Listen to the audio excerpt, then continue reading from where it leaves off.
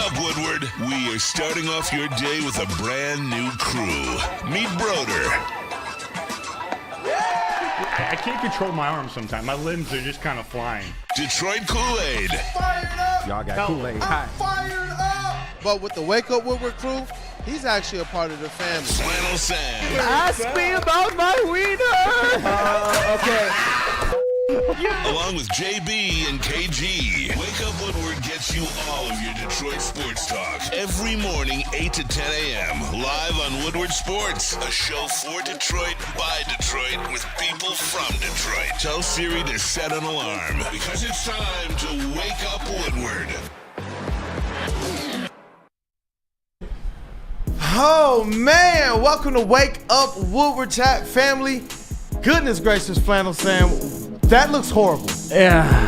Goodness, something must have happened that I completely wiped my memory of. It's your boy Brandon Dent, a.k.a. Detroit Kool-Aid, your credential Pistons reporter and writer for the network. Flannel Sam, a Red Wings correspondent. All sports lover. I'm getting a little tongue-tied here. Supposedly go blue lover. What happened?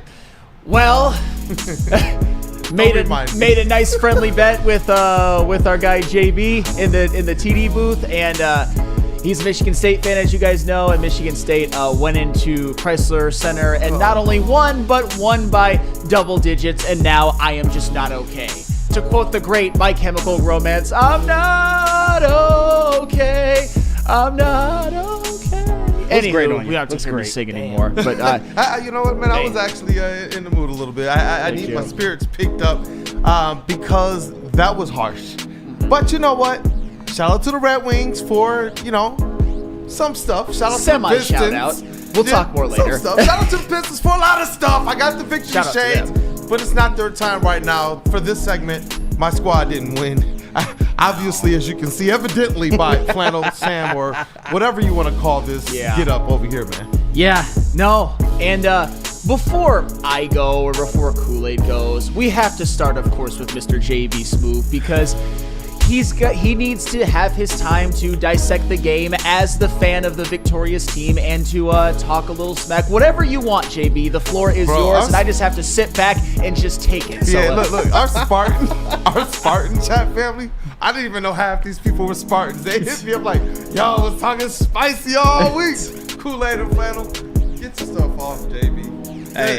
Hey, you were talking spicy all week, and I can't complain because that first half, it was a little sketchy. It was a little out there. Halftime, you cut the lead back down. But I got to say, Tom Izzo, at the beginning of the season, I wasn't looking for a Big Ten title, but now you are in the grasp of a Big Ten title. And, hey, I couldn't be more happier.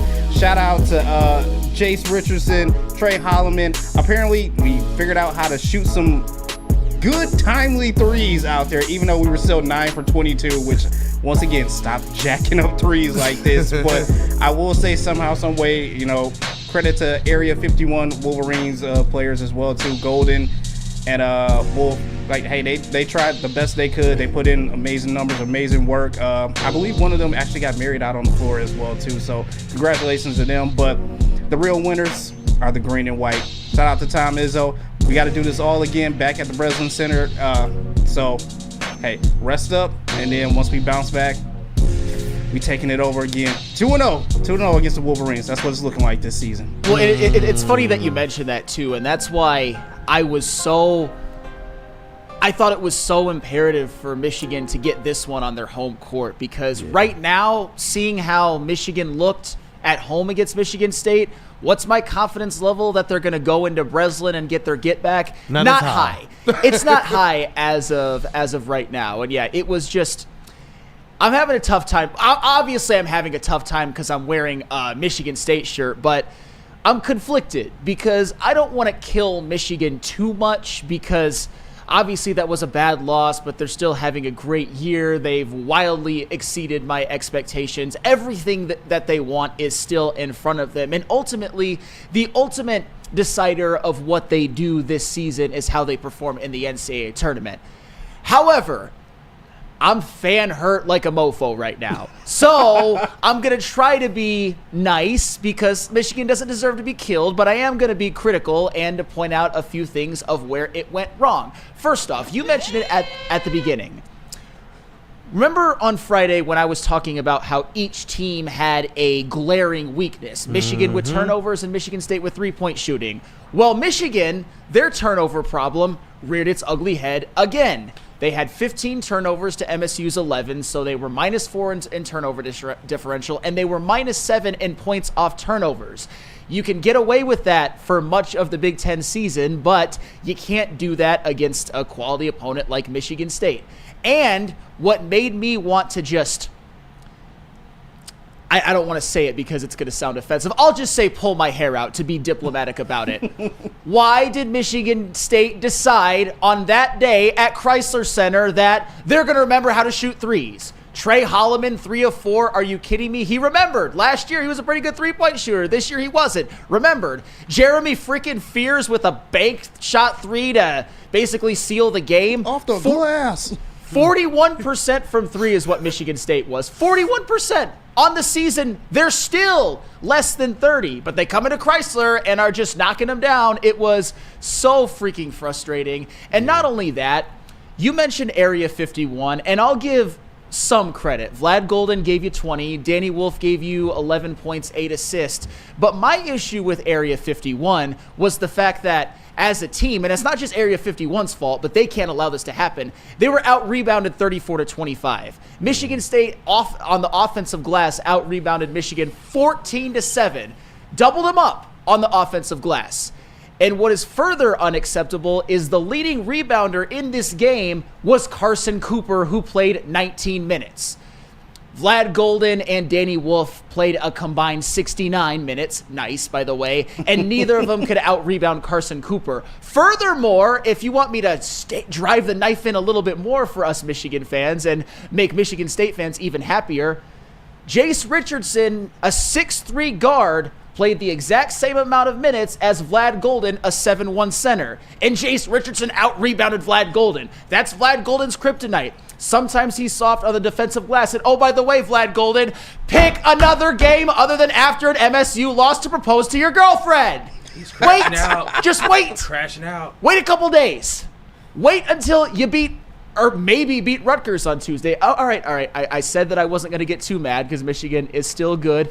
But just to go over the final couple keys that I had on Friday that didn't come to fruition, Michigan couldn't hit the broadside of a barn from 3 for the 6th game in a row. Like it's been with turnovers, they were able to get away with it, but against Michigan State, a team that actually shot well from 3, Michigan just couldn't get away with it. They were 5 of 21. Shout out to Will Shetter and Namari Burnett, who actually shot it pretty well, but I got one message really quick to a couple of guys on Michigan. Breathe, Flannel. Don't crash out, Flannel. It's going to be Don't okay. Don't crash out. Roddy Gale and Reuben Jones, stop shooting threes. Stop it now, immediately, never again. Roddy Gale, 21% on the season. Reuben Jones, 26% on the season. To the shock of absolutely no one, they go 0 for 4. 0 for 4. And not to kill these guys too much, but Danny Wolf, 1 of 4. That's below his season average. Trey Donaldson, 1 of 4, below his season average. Speaking of Trey Donaldson, did he play Friday? Kool-Aid? KG? Anybody? JB? Will? Chase? Was Trey Donaldson on the court? Did he play? Didn't look like. Nope. Did I hear KG back on? 3 points, 2 assists in 31 minutes, which means that in terms of the backcourt, Michigan State bitched Michigan so much. Like, the backcourt disparity was insane. Trey Donaldson has been one of their best players all season long, probably their 3rd best player, and on some nights he is their best player, and he gave Michigan absolutely bupkiss. Just remember, I'm fan hurt. I'm wearing this damn shirt because of it. Michigan is going to be fine, but I just hate losing to MSU so much, and it might end up costing them a Big Ten title, which isn't the worst thing in the world, but I still don't like losing that game. Nah, that's one of those ones where you're going with a lot of hope. You're on your home floor, and you're hoping to punctuate the season that you've had to this point. And that's why I'm glad that you did preface the beginning with, look, I don't want to kill them too much, but this one was a gut punch, which does give me a little bit more hope for the future. I do believe that sometimes these can be kind of program defining. You take your gut punch, you learn from it, you get better, and you move on. Because, look, as much as I can appreciate what Dusty May has done this year, Tom Izzo was Tom Izzo. Yeah. And look, they inked him to the extension. Shout out Dusty May. Shout out to Ward Manuel for not fumbling that at all, because I know he was getting a lot of attention from his alma mater. But what I want to see out of this team is how they respond, and I do believe they're going to respond well. Up to this point, they've already exceeded my expectations on the season. And I do want to see how this team does. Like, don't just relinquish it. Don't relinquish this Big Ten regular season title. Don't relinquish what you have out in front of you. Like we said before this game, they were already pegged, Michigan and Michigan State, as a 4 seed. We know that how big these games are going to play as it relates to the narratives with the seeding. But for everything that you stated that didn't go right for them, like literally nothing went right. They couldn't shoot the ball. They couldn't rebound the ball. They had the turnovers, which takes away their ability to score, as well as they gave 18 points to State. It's why I do believe, with the type of coach you know Dusty May to be, I think he's going to get some of that type of stuff cleaned up. I just do. And I do have a little bit more confidence going forward than I did when the game was like, yeah, they're getting pummeled right now. I mean, they're 12-3 in conference. That's why I tried to not kill them too much. I don't know if I necessarily succeeded or not, but this is a good team. And even for guys, and I'll go back to them, guys that have been very polarizing amongst us Michigan fans, including myself, Roddy Gale and Reuben Jones, they have their roles. I mean, Roddy Gale is the 4th leading scorer on the team, and Reuben Jones is a pretty good defensive guard, but they just can't shoot threes. And this was one of those games, too, where you needed – I mean, Danny Wolf, some of those passes he was making were just insane, especially that behind the backer, which I really thought was going to – that was sick. Even MSU fans say that was sick. That was sick. That was I sick still as hell. needed a little bit better from him, because I believe that he's still the best player of each of those 2 games. But on Friday, it was Jace Richardson. It just was. Pretty much everything that Michigan, pretty much all of my keys, all 5 of them, didn't happen to some extent. Like I said, credit to Area 51 for giving you 32 combined points and Danny Wolf for 8 assists, but just you got to rebound better. As a team, you got to shoot the 3 ball better, and obviously can't turn the ball over, but Michigan's done that all season long, and they've gotten away with it to this point. I've said it before and I'll say it again. I'm really worried about them in the tournament. I think this is a very high ceiling but low floor team. If they were to have this 15 turnover performance, it wouldn't shock me if they're a 4 or 5 seed and they lose to a 12 or 13. You're right. You can't shoot yourself in the foot, as well as if you're not going to run the other team off the 3-point line and you're not getting rebounds. That's just the ultimate trifecta, man. My coach used to go insane over stuff like that. And I'm sure that Dusty May is as well. This is where I'm hoping that message sinks in for this team. And I see you guys in the chat. Jay Hart, I got all of your tweets. I got all your messages, bro. Congratulations to your Spartans. Goodness gracious. But I see you guys in the chat. Chuck Brewer says, Day has talked about not understanding how physical the Big Ten was. Well, who's the alpha in the Big Ten when it comes to physical? We will learn from it. And that's what I'm saying. Like, Tom Izzo stepped in there, and it was just Big Ten basketball from start to finish. And I do believe that there's going to be some adjustment. And if the adjustment comes in the season where to this point they're 12-3 in the conference, I'm okay with that. And Sean Hart says this as well. MSU guards are really good at attacking the rim. Can't hit a jump shot, though. We had a monster shooting performance for us. And that's where, like I said, moving forward, I do have some confidence in the Michigan Wolverines. But they're going to have to key in on some of those things. Do I believe they're going to be able to get the turnover issues under control? I don't know. But the rebounding and running that team off of the 3-point line, that has to be a non-negotiable. Well, unfortunately, I said on Friday that I wasn't too worried about MSU and the 3-point shot. However, my caveat was once they prove that they can make it, then you really sell out to stop. It's and getting of course, that confidence. Of course, MSU did prove that they could make it. They're still a sub 30% 3-point shooting team, and they shot 41% on high volume. That actually made me want to, maybe fling myself on the ground and flail around, not permanently hurt myself, but just feel a little. I mean, maybe bash my head on a table again. I've done that before. I didn't. I'm fine. It's just, and I see that. You see Tommy K? Yeah, I've seen Tommy K. Yeah, I can't even say anything today, but I think it was Mark in the chat that just said that Sam gets it, hurts to lose to a rival, and it just does. But congratulations, JB, to your team, and congratulations to Michigan State. They were better, and hopefully Michigan uses that as a good test of where they are, and the ultimate gauge of where they are is how they do in the NCAA tournament. They can right every single wrong still, and that's what still gives me comfort on a day like today. Yeah. And JB, before we move on, maybe this is a perfect transition. I know you're a Sparty, but Danny Wolf to the Pistons. Are you on this bandwagon with me? I don't mind it. He's a tall beast, physical player. I don't have a problem with it. Does need to improve on his shooting a little bit, but combining him with Jalen Duren, that would be nice. Like I do not have a problem with that. And you can get Tobias off of this team. That would be awesome too. Passers, like all elite passers. More on Jalen Duren's passing a little bit later, because those numbers he's been putting up during this win streak when it comes to assists are pretty good. I'll just say that. Numbers on Cade Cunningham as well. We got lots of numbers on lots of people, and that's what I love about this, because we're talking Pistons next, and we're talking Pistons for a little while, and we've got. I'm sizzling. This is where we can kumbaya, and we can all be happy, because both Michigan and the Red Wings gave me a couple of fits, but the Red Wings also gave me a couple of things to be happy about. But the Pistons, there is no question. Every single person in this room should be kumbayaing over the Pistons, except for KG, who's a 42-win prediction. I'll stop. Last one. But You don't stop. But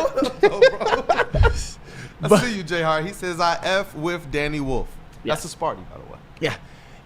Yep. J Hart, though, was kind of getting on my nerves, because he wanted JB to be like, we're going to beat those bums in Crisler by 20. All JB and all we were doing, I think, was being respectful to each other's opponents. But, hey, if you would have predicted a double-digit victory, you would have been right. But I wouldn't have predicted that at all, and I definitely have to agree with you guys on the desk as well. Dusty May is going to take this loss. He's going to learn from it.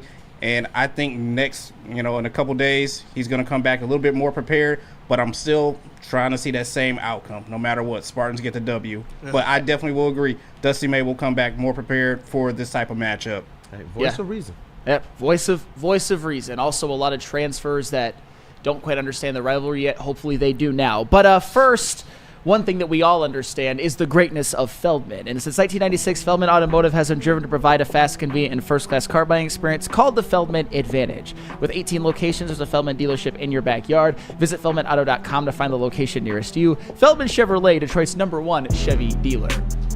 Walk into any Lady Jane's Haircuts for Men today. Open 7 days a week. Sit back, relax, and enjoy precision haircut, scalp massage, hot leather neck shave, and hot towel treatment from one of our talented stylists. Step up your game this season and take advantage of our $20 haircut special. Scan the QR code and get your coupon today. Lady Jane's Haircuts for Men, the ultimate haircut experience. Open 7 days a week. Walk-ins always welcome. Lady Jane's Haircuts for Men, it's wicked awesome. Big injuries, big news. Twice a week, Dr. Jeff Pierce from Michigan Sports and Spine joins Woodward Sports Network for the Injury Insider Report. Big D Energy Tuesdays at noon, and Ermanni and Edwards with Mize Thursdays at 3:30. Get expert analysis and in-depth breakdowns on the latest sports injuries from the man trusted by top athletes in the community, like D-Mac. Whether it's the Lions, Pistons, Tigers, or Red Wings, Dr. Pierce talks us through it all. Don't miss the Injury Insider Report with Dr. Jeff Pierce, your go-to source for understanding the impact of injuries on the games and players we love. Only on Woodward Sports Network. Scan the QR code on the screen or go to MichiganSportsandSpine.com to see if Dr. Jeff Pierce can help you. Feldman Chevrolet, Michigan's #1 Chevy dealer, is kicking off the game with the best prices on all cars, trucks, and SUVs, like this 2024 Silverado for just $296 a month, or this 2025 Equinox for as low as $371 a month. Our locations in Novi, Highland, New Hudson, Livonia, and Lansing means we have the perfect Chevy right in your backyard. Get the home team advantage every day at Feldman Chevrolet, Michigan's #1 Chevy dealer. A ton of fun, a ton of sports, and a ton of man meat. Welcome to the Woodward Heavyweights, live daily 5 to 7 p.m. on Woodward Sports. Caesar Sportsbook, the official sportsbook of us here at Woodward Sports. Do yourself a favor, scan that QR code on screen, use code word Woodward1000. You can deposit up to $1,000, but all you have to do is place a minimum of a $20 bet, and if it doesn't hit, they'll throw it right back into your account with no questions asked. But you know what? It's gonna hit, so you don't need it. So scan that QR code on screen, use code word Woodward1000. You know what? Make some money tonight. Make some money. What up, though, people? Welcome back to Wake Up Woodward.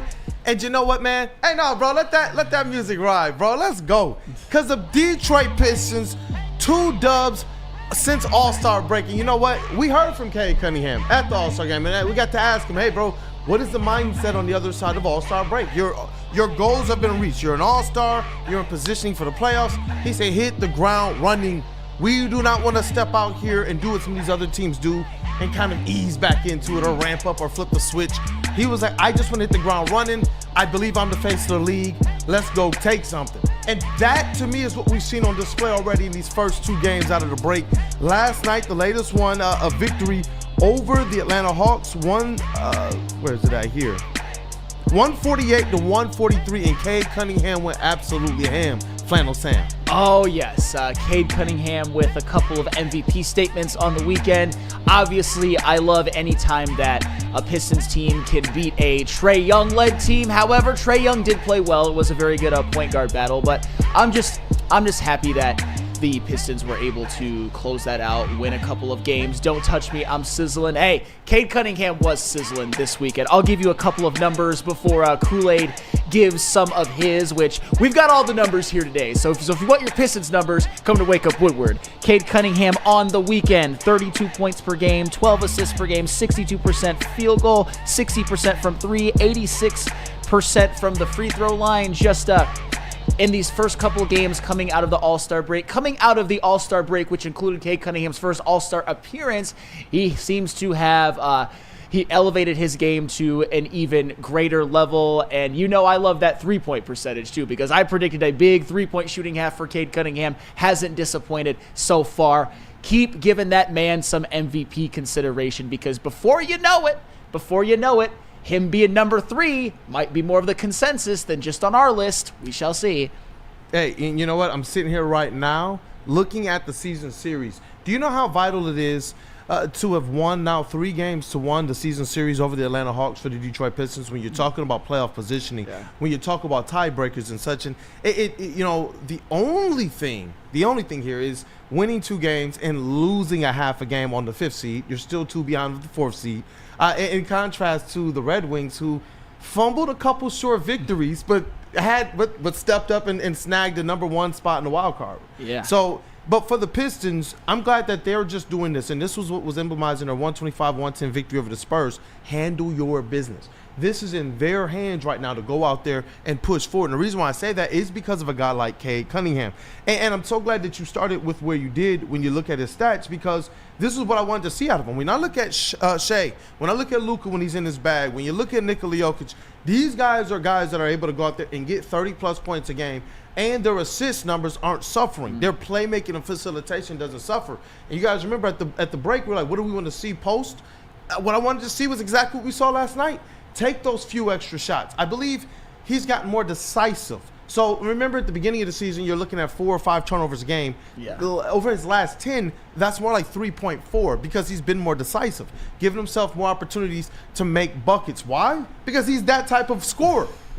When you look at the numbers across the metrics, do you realize over the last 10, because the last 10 games is where it really, really starts to hit home with the type of player that Cade Cunningham is becoming.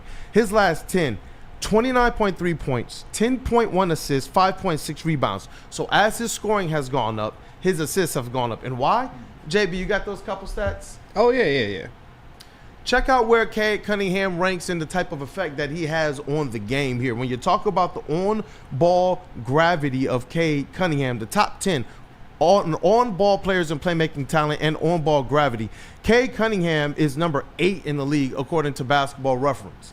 What that means is everything that he does is going to be watched by the defense. He's the one that's attracting things. When you compare that to what Malik Beasley has as off-ball gravity, he's, I believe, number 4 in the league, it's creating space and it's creating mistakes by the defense. And Cade Cunningham is lunching. And as we see him get more and more decisive about pushing the pace, scoring the ball, and allowing the facilitation to come naturally off of that, we're seeing both his points and we're seeing both his assists go through the roof. A couple other stats here that I wanted to run through as it relates to Cade Cunningham. The top 10 on-ball playmakers and playmaking talent, JB Smooth. You got that one ready. Cade Cunningham, number 4 in the league, and look at the names that are all around. When we talk about Cade Cunningham as an MVP, when we talk about Cade Cunningham as All-NBA, Flannel Sam, all of the advanced metrics and all of the stats are saying the same exact thing. And one of the stats that I really, really found interesting here is the top 10 in finishing talent. If you could bring that one up, JB Smooth, for Cade Cunningham. Number 4 in the league, sandwiched between Shea and LeBron James. And you see the other names that are listed there with Giannis leading the way. Cade Cunningham is just an absolute stud. There's no more questions about his stardom. Obviously, with the All-Star vote, the All-Star game. But when you look at what this guy is doing, when you look how the Pistons are winning, there should be no more question about All-NBA, in my opinion, when it comes to Cade Cunningham. And I'm so glad that you mentioned that, because I'm hoping, kind of like it was at some point during the first half of the season, where I came onto the show and I was like, I'm not even worried about Cade Cunningham not making the All-Star team, because it's going to happen. Because if it didn't, it would be the biggest travesty in the history of humankind, and that's just not going to happen. I'm kind of feeling the same way about him making, at minimum, third-team All-NBA. When you look at the numbers, which I think he'll continue to put up, when you look at just the numbers he's put up so far, when you look at the success of the Pistons, when you even look at all of these more advanced metrics, there's just no denying it. The numbers are right in front of you. The wins are right in front of you. The impact is right in front of you if you watch Pistons games, which hopefully if you're doing any sort of voting on this, you do. We'll see about that. But I'm really impressed by this finishing one. And we've seen it all season long. And that's where his size, I think, benefits him more than, let's just say, somebody who's not as gifted in the height department as other Eastern Conference point guards like Trae Young and Jalen Brunson and a Darius Garland type. That's why I like Cade Cunningham so much. I love the fact that he's 6'8", and the fact that he is top 10 in finishing talent. He is above LeBron James. And I know LeBron James is 40, but you see him dunking on fools still. And Cade Cunningham higher up, and the only 3 above him are Giannis, Zion, and SGA, which are very understandable. Love to see that. I got another stat here. The bottom 10 in overall shot quality. So if you can pull that one up. These players take the toughest shots. So he's out there RIP on his Kobe right now. But this is the interesting thing about Cade Cunningham. You look at some of those players, and some of those guys you recognize are going to have higher field goal percentages. Well, what has Cade Cunningham done over the last 10 games? Listen to the shooting splits, bro. 50% from the field, 36% from behind the arc on high volume, 93.3% from the free throw line, brother, and 60.4% true shooting. So as the volume goes up, as the responsibility is going up, as he's going out there and hitting those, because where he's taking a lot of these tough shots, it's in the mid-range. Yeah. But that's where his bread and butter is. And when you look at the growth of guys, and I know we're going to talk about some of these other players like Asar Thompson, Jalen Duren, the addition of a Dennis Schroeder, and the ways that this team now has caught their stride from a chemistry standpoint, I do believe that 46 wins is well within reach. They've already won the first 2 of their last 27, 25 games left to go. I do believe that this team is in prime position to go out there and do that and push for a number 4 seed in the NBA Eastern Conference playoffs. Those were a couple of big wins. I mean, I mentioned it because unfortunately the blood clot to Victor Wembanyama. That being said, you got to go in and beat the Spurs. And the Pistons did that and left absolutely no doubt whatsoever. But the same with the Atlanta Hawks. I mean, they didn't have an injury or anything like that, at least one that they haven't already had for a while in Jalen Johnson. But the Hawks came into LCA. I was there at that game. Beat the Pistons. The Hawks are always going to be that thorn in the side team as long as a guy like Trae Young is there to go in there to win on the road despite not having the best defensive performance. That's an example of winning when you maybe don't have it defensively. Sometimes you just have to outscore teams. You got to win in different ways, and I just love the way that they were able to just pull both of those games out, because at the end of the day, if the Pistons are able to get that 4 in the 5 seed, you're going to be looking at some of the more sexy wins or matchups, but it's these ones that are really going to propel the Pistons to getting that 4 or 5 seed, getting the 45 wins that most of us are predicting, and getting Cade Cunningham some of those MVP votes. Yeah, we've already seen it. It's what's propelled them so far, is winning those take care of or handle your business games, like we saw against the Spurs and the Hawks, who they won that season series 3-1, so they've proven they're better than. And you know what? They're going to get everybody's best shot twice over. These teams don't want to let the Pistons up the rankings. They don't want the Pistons next up. Nobody does. They want their team next up, especially when they've enjoyed what they've enjoyed the last few years of the league, finding ways, or no, really the Pistons and their organization, for a large degree of their makeup around Cade, finding ways to keep him down. Now that he's up, you're also fighting a battle of these other point guards and other top players who are realizing Cade Cunningham is, when he says he's the face of the league, think about how quickly he's shot up all of the player rankings. Think about how quickly national people have entered his name into the discussion of All-NBA and MVP. Trae Young is not trying to give that up, but I'm sorry, bro. Pistons are ahead of you in the rankings. Yeah. They beat you 3-1 on the series, and Cade Cunningham's stats are just better than yours. Yeah. You've been passed up, buddy. And this is what I know. This is what I know the Detroit Pistons are going to do to a couple more teams that are currently ahead of them. I don't know if they're going to get these teams this year, but in terms of the player that Cade is, the makeup of this team, how these vets are riding, and what they have asset-wise to bolster this, Trajan Langdon has an opportunity to cook, and the Pistons have already arrived ahead of time. They have. And, Trae Young's been passed up. I mean, I suppose you couldn't say that last year, but this year Just needed it to be official. There's really no question about it. And Rando Smalls, is 14-45 good enough for MVP? I don't think Cade's going to win it because SGA and Jokic are just different. But at the same time, man, if he finishes where I think that he should, that's the number one finish out of any player in the East, which by that logic makes you the best player in the East, at least for this year. And I'll tell you what, if Cade Cunningham does take even a bigger leap, what if he finishes the season averaging 27 points and 10 assists on like 37% from three? How could you deny him at least some votes? 10 and 5, 10, 15, 20 games. He's already doing it.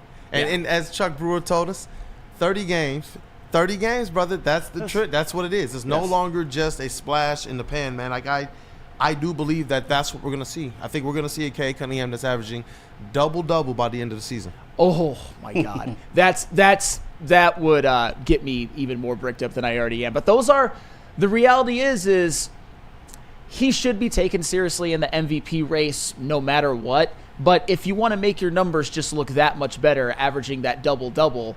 That'll get you probably more cred than it should, but at the same time, that would be a phenomenal accomplishment, especially if they win 45 games, especially if you see that all of those numbers are leading directly to winning. What are they in their last 30 games, like 19-11 or something like that? It's insane, and they've been doing it without Jaden Ivey as well on narrative points. The reality is, though, is that he's one of the best in the game, and I keep coming back to this. Didn't ESPN vote him 67 before the year? It's so stupid. It's so dumb. And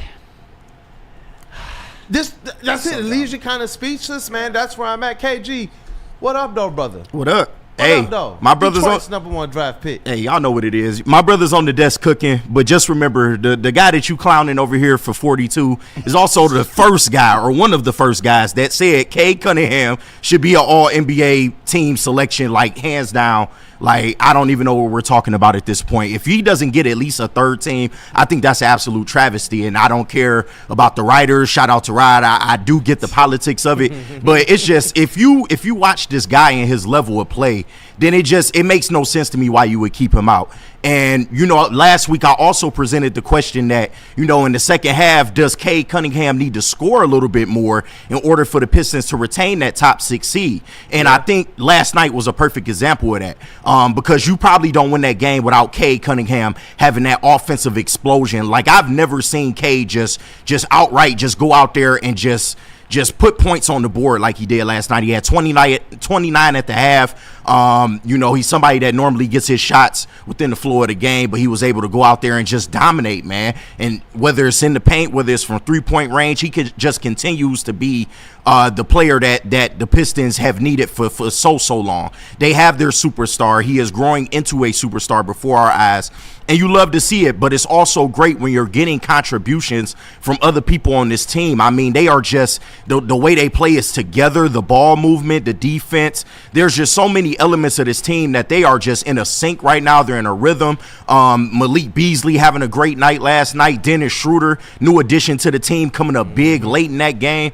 I'm just loving what the Pistons are giving to us right now. They seem like a team that is chemistry is on 1,000 right now, and if they continue to play like this and pull out games like that, you don't want to see them get sloppy defensively like they kind of did late in that game. But as long as they can stay true to what makes them good, they'll be a problem, and they'll shatter my 42. I said that being safe as a fan, and I'm happy being wrong in this case because they're gonna shatter that. Yeah, definitely. And I'm telling you, I'm gonna continue to say it. I've written about it.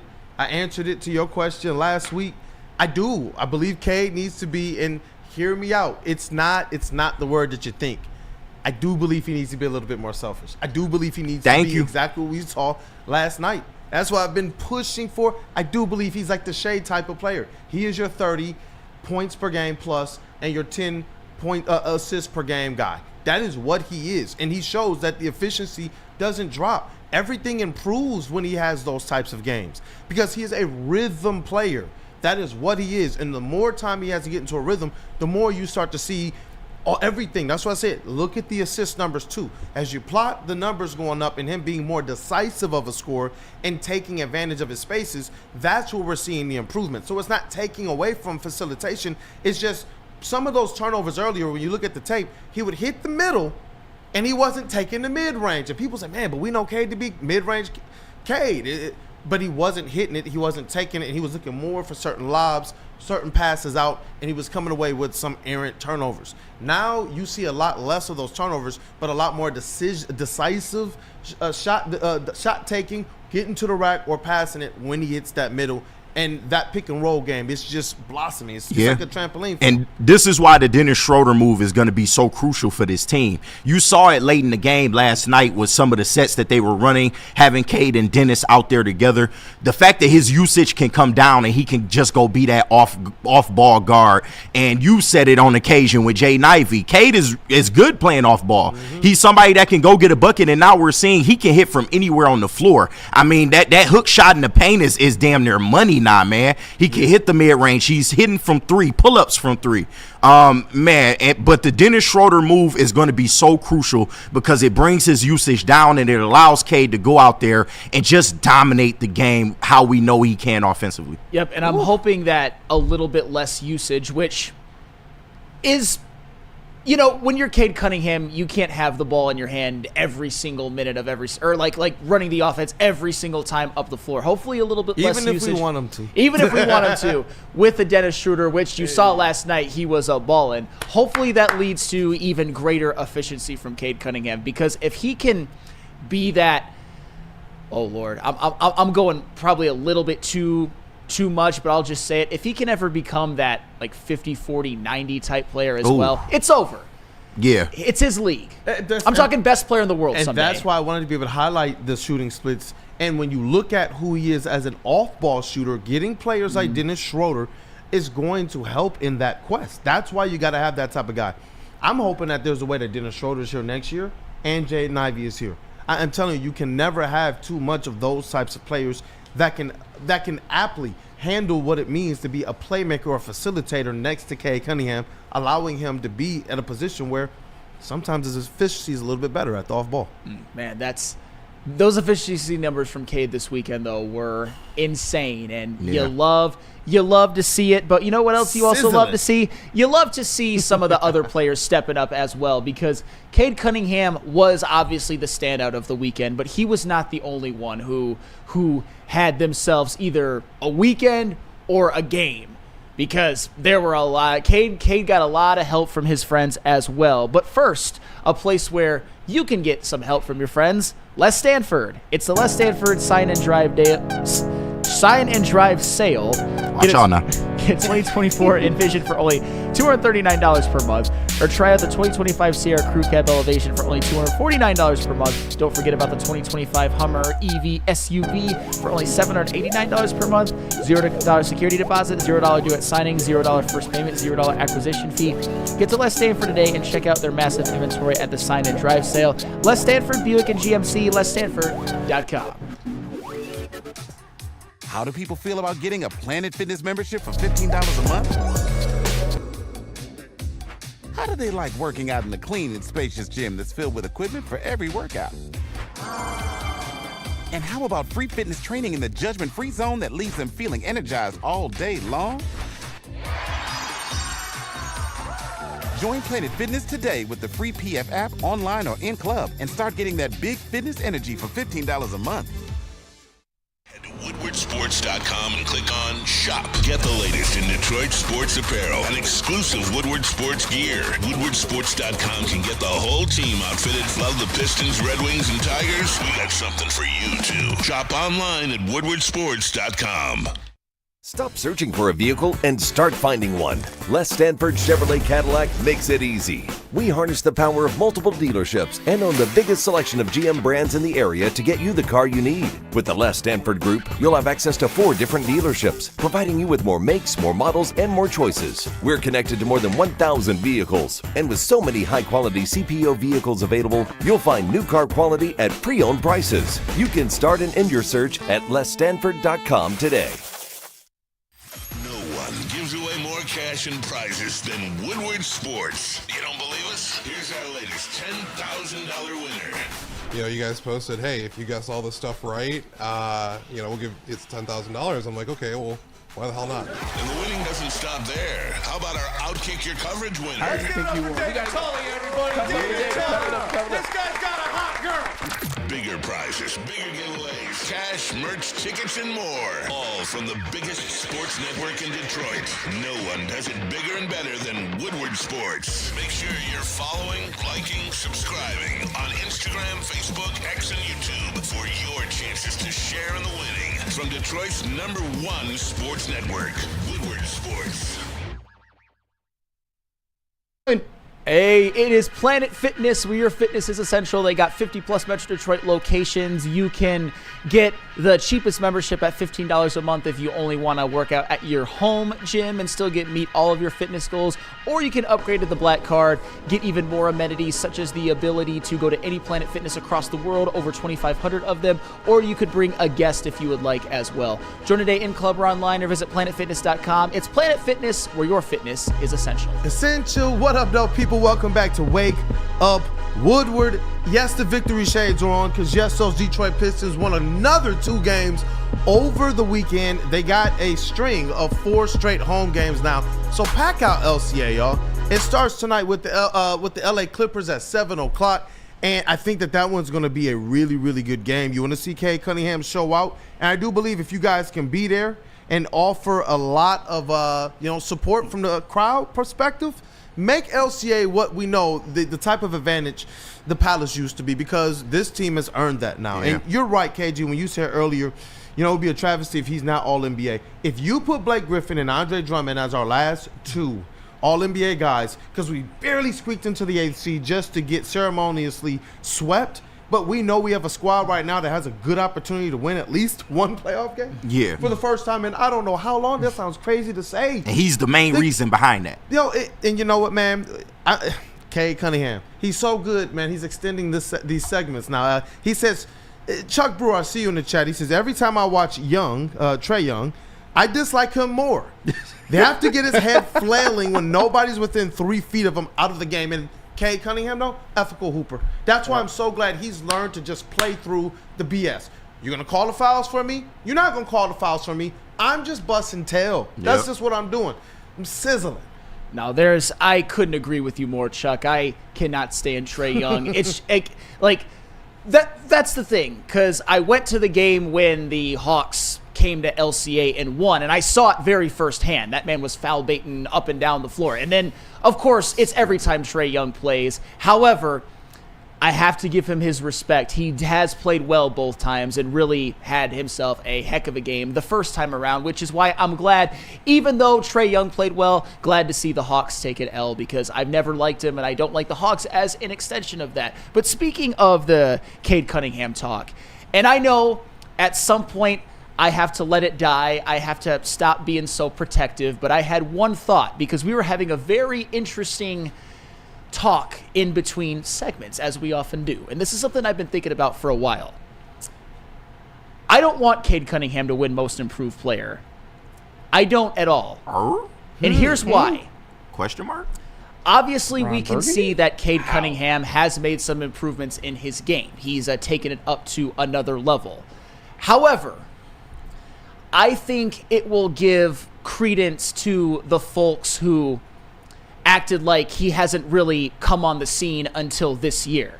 Cade Cunningham was giving you 23 a game and 7 assists on very similar shooting splits last year. It's just the team around him was so garbage and the coaching was so garbage. It's not so much that Cade Cunningham has went from being mid to a star. It's that Cade Cunningham's supporting cast has been better, which has made him a better player. And coaching.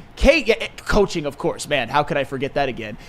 Cade Cunningham has always been here to some extent. It's just now that he's winning, he's in a winning situation, people are starting to take notice.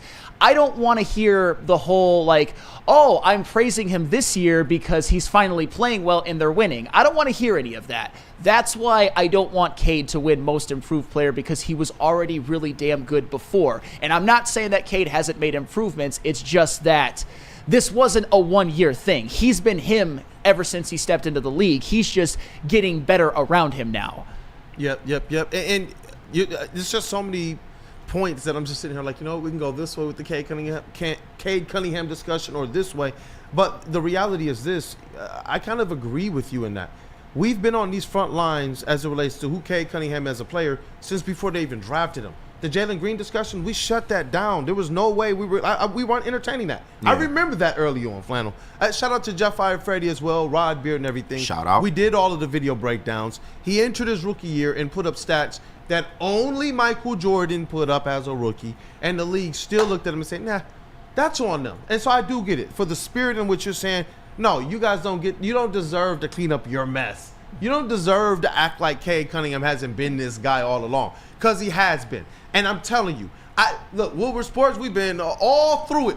The one thing I know that we've been consistently right about from the beginning has been Cade Cunningham. From literally having Dwayne Casey on this show to break the news that he would be the pick. He sat right in that same chair that Chase sat in. And he's been that guy ever since. We've stood on that business, and I get it. It's what Rod says. When you're not winning, a lot of the people just tune it out. They just believe that your stats are empty and hollow. But I implore people to understand this. Without Cade Cunningham, I'm telling you, there's not even a future to build around. The Pistons knew that they could go and sign this man and just put marginal help around him and that it would have some type of success. Think about that. Historic losing. 31 wins over 2 years. Your first and your third worst seasons in franchise history. Yeah. And they was just like, max contract. That's why I'm at least glad that through everything that was up and down for the Pistons, they at least understood what was what about Cade Cunningham. They did believe in a lot of these young players more so than maybe some of us in the conversations that get tossed around. And then they just brought in a few vets, and look at what's going on right now. Look at what's going on. And Jay Hart, thank you, Sam. Cade winning MIP is like the year Ja won MIP. He's been good, just to not have the wins to back him up. But I'll take it for the highway robbery of Rookie of the Year. And I understand that sentiment, you wanting Cade Cunningham to get an award to his own. But Will, you look like you've got something to say on this, so the floor is yours. Thank you, Sam. I'm going to let you know, Cade been like that. I mean, off the rip, so that case, he keeps stepping up. Last year wasn't so year, but he got injured. Now this year, he become the man that he is, and he's still showing consistently day in after day out, putting up points and assists, triple-double status. Hey, now you got a team around him.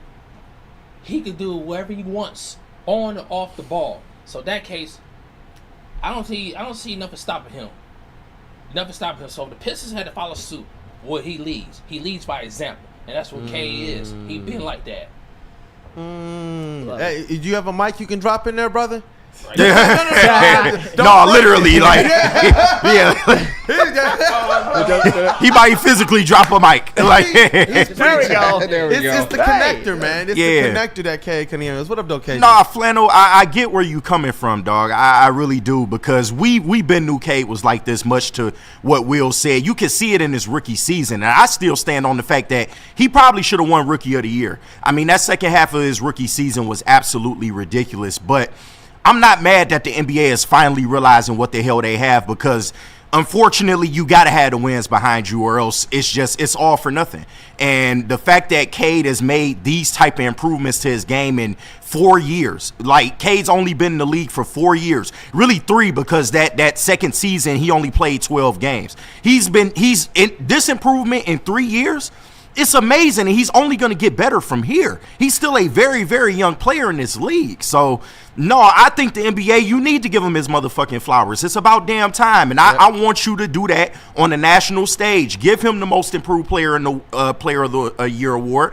I do understand that he's been like this, and, technically he doesn't need it, but as far as the national media goes, they need to recognize Cade as, okay, this player has arrived now, and you give him that MIP, that pretty much solidifies, okay, yeah, he's here now. He's one of the top players in the league. Though.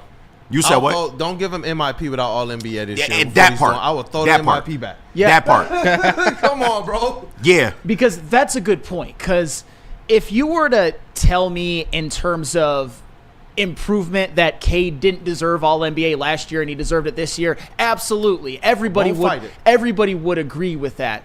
But I don't want it to be misconstrued like this is the first year where Cade is really an all-star type of player. And KG, I understand your sentiment as well. You want our guys to get the awards that they should get, both with the All-NBA and with an award all to himself. There are still people out there who are going to pull the whole, I was disappointed in him until this year. There's people at this network. Trust me, there's a couple of them. I'm not going to name names right now unless you really want me to. Drop it in the chat if you want me to name names. But I'm sure you could understand who a couple of them are. If you want to look back at some of the screaming matches me and Kool-Aid have had with said human, you will find. But you've seen. But the good news is that it does seem to have died down a tad. It does. People are just happy with Cade, and I'm okay with that.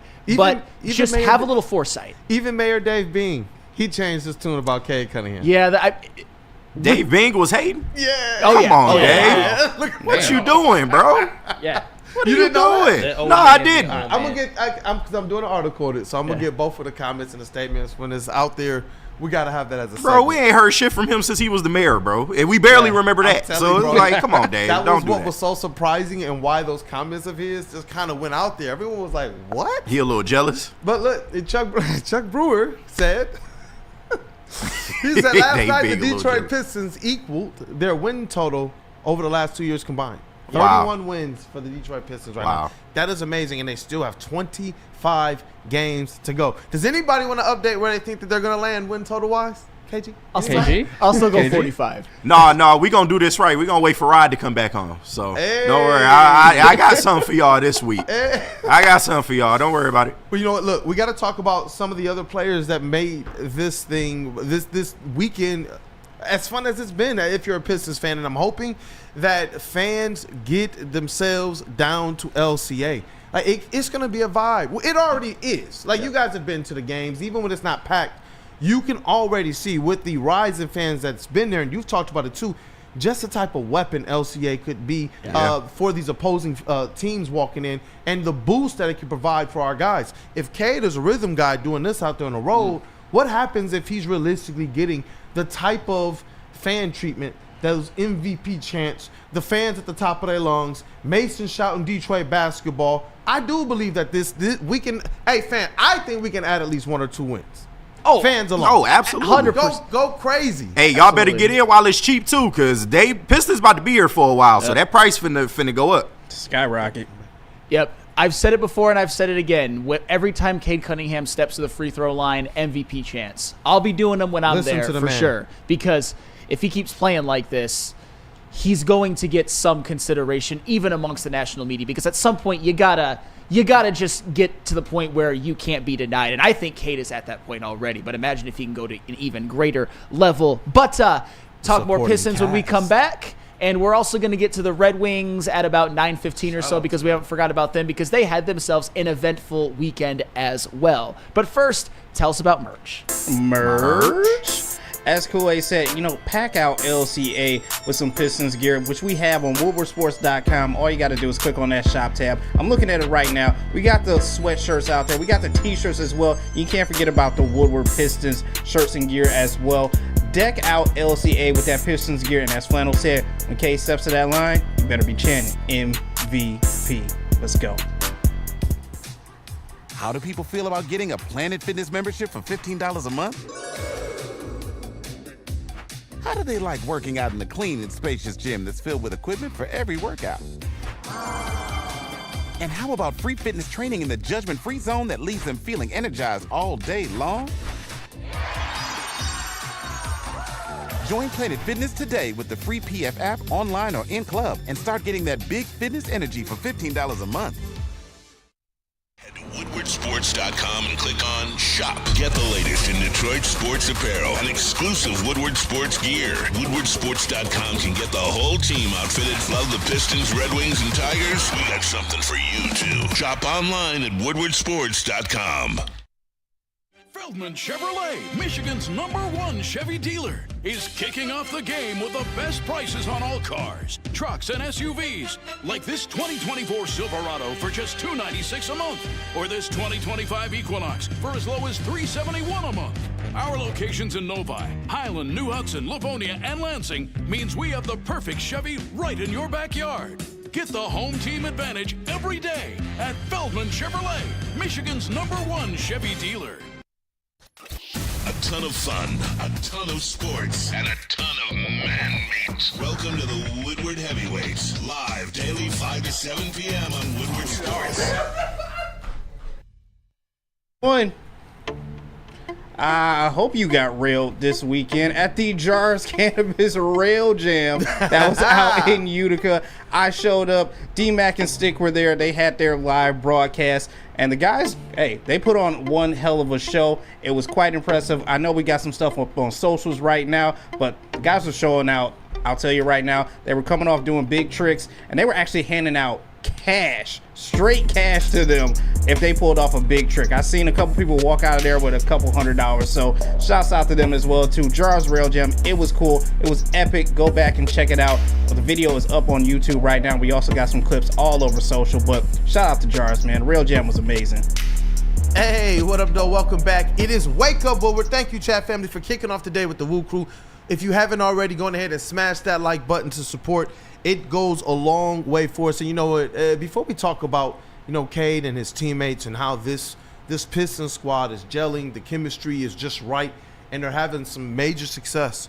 I gotta say though, shout out to our Woodward Sports team as well. I know we're still setting up. We got some interviews that are gonna come soon with Trick, and so KG is gonna be on the ground with me. But shout out to our squad, man, for covering rail jams this weekend and boots on the ground at the Monster Jams as well. Spinny, I know Chase was in the building, JB Smooth, and others. If I'm missing anybody that was there, it was awesome. The content was great. It shows a little bit of who we are and what we're doing.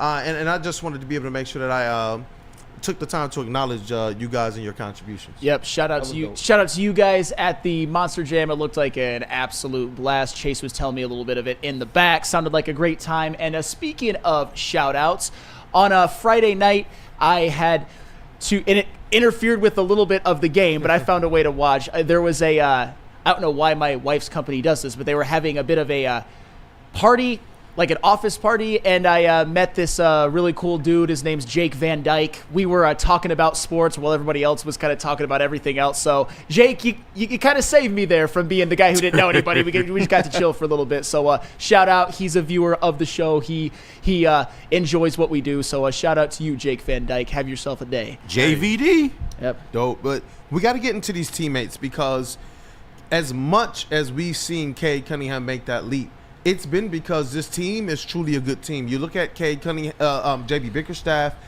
and the people he's brought in, Trajan Langdon even, going out there and saying, hey, Fred Vincent's, he's coming here. I don't care who the next coach is. He's going to be here. And showing that this front office and this organization is going to be a weapon. So shout out to them. Shout out to JB Bickerstaff and bringing in guys like Luke Walton, bringing in guys like Kevin Burleson, who are known around the league for being great basketball minds. And I do believe that it's helping the Detroit Pistons offensively right now, especially in in-game situations, which a lot of people have stated in the past might have been some of the undoing of a JB Bickerstaff. So I'm glad to know that as a coach, he's willing to properly delegate. But when you go down even to the player level, you see Cade Cunningham is getting a lot of help from a lot of his supporting cast. And more times than not now, you're looking at the box score and you're steadily seeing 5 to 6 players in double figures and a dub for the Detroit Pistons. One guy in particular, man, obviously we can always shout out to Malik Beasley. Yeah. But shout out to Dennis Schroeder for the game that he had against the Atlanta Hawks, and I believe it's the prototypical game that you want to see out of him, and it had the desired effect. He shot 50% from the floor. You want to see him hit his threes. He was 1 of 6, but he was 5 of 10 from the floor. 4 rebounds, 7 assists, and 16 points for Dennis Schroeder. And that's one person I wanted to highlight as it relates to a guy that I believe is going to help this team be able to boost the expectations from a 42 wins to a 45 or 46 wins. Oh, yeah. But there's a lot of other players that we can shout out, from Jalen Duren, Asar Thompson, and even to Tobias Harris, who continues to find ways to be consistent. Yeah. But Malik Beasley, man, absolute flamethrower, and continues to be one of those guys when you talk about off-ball gravity. If you could show that stat really quickly, the top 10 in off-ball gravity, you will see one Malik Beasley there. And what this does is not just hitting your threes, but creating all that space that we talked about Cade Cunningham having success in. Well, Malik Beasley is one of the top 10 guys in the league at creating that, helping to create that space for Cade Cunningham. So it's not just what you see in the box score, but it's also all of the other small things that this team is doing right now to also help Cade and the Pistons have this type of success. You know what that top 5 in off-ball gravity, amongst other things, is looking like? That's looking like your 2024-2025 NBA Sixth Man of the Year. That's what it's looking like. Because coming out of the All-Star break, after that prodigious first half, all he does in these first 2 games, talk about Malik Beasley, in 2 wins is average 20 a game on 59% from 3-ball, from deep. Unbelievable. That's what he's done all season long. Not quite to that level, but Malik Beasley's having the best season of his career, and to me, he is more than worthy of a Sixth Man of the Year, and that's almost become just like a night's work for him at this point, which is unbelievable. But there's so many people that you can shout out. Jalen Duren, more for what he did against San Antonio. 21 points, 15 rebounds, was an absolute beast. And oh, by the way, when it comes to Jalen Duren, because I like to also talk about how it relates to other stretches, in his last 6 games, in which the Pistons have been on a 6-game winning streak, he is averaging 5.7 assists per game in these last 6. As Boobie Miles' uncle said, and he can pass. But for real, that's playmaking Jalen Duren. You love to see it. Tobias gave you 22 against the Spurs on 8 of 10. Love to see that. Love to see that efficiency. Tim Hardaway Jr., 6 of 10 from 3 against Atlanta, and the Pistons needed every single one of those. Asar Thompson had a couple of good games, including 7 of 8 with his usual stellar defense. Cade, with help, it's over. And that's what I love to see. I love to see these guys step up and continue to play well because, as we've talked about, Jalen Duren in the month of February has been a different player. Asar Thompson in the month of February has taken it up an even greater notch. We all know what Tim Hardaway Jr. can do in spurts. Dennis Schroeder is going to help Cade in terms of his usage and in terms of being a secondary playmaker and ball handler, and he showed it against Atlanta in the form of 7 assists. Cade, with the proper help and the proper team around him, it's over for the rest of the league. It's certainly for the East. Absolutely over for the rest of the league. Another player I want to be able to say what up, though, to Isaiah Stewart. Sure, yeah. Setting the tone. I don't know if you have that one as well from B-Ball Index, the top 10 in rim protection in all of the NBA. Oh, yeah. And you see our guy, Isaiah Stewart, at number 6. And the one thing that I love here is when you look at these other players, you notice that all of these other players have height. All of these other players have the measurables. All of these other players have teammates next to them that have been absolute dogs for years already. But you see one Isaiah Stewart there sitting at number 6. And I believe that as the season goes on, you're going to see him climb. because he's actually trending better that way. Earlier in the year, he was down lower in this list, which means over the last 15 to 20 games, you could deduce that he's probably been one of your top 5 in rim protection in all of the NBA. And so shout out to Isaiah Stewart because he's setting a tone physically. He's setting a tone as it relates to their team ideology. He is the longest tenured Detroit Piston. Don't get that mistaken. And he's continued to say whatever role this Detroit Pistons team needs me to play, I will play. And now they're doing what I've hoped for a long time. I've said this. I put it in writing. I've said, look, I don't know if he will be starting. I said that he won't be starting when the Pistons are ready to compete. But he will be your Corliss Williamson from a defensive standpoint. Yeah. Let him just be that Tasmanian devil on defense that you let off the bench and have the effect that Corliss used to have from an offensive standpoint. Let Isaiah Stewart have that defensively, and he's stepping in and he's challenging everything at the rim. He's blocking dunks. He's playing physical. He's making sure that promise that they made at the beginning of last season is what they've shown up to in terms of making sure. You know what? Pause in advance. But he said we want to make sure they fill us. If they come into our paint, they're going to fill us every single time. And if we haven't done that, we haven't done our jobs. Yeah, and that's the other impressive thing about this list. Most of the guys on this list are starters.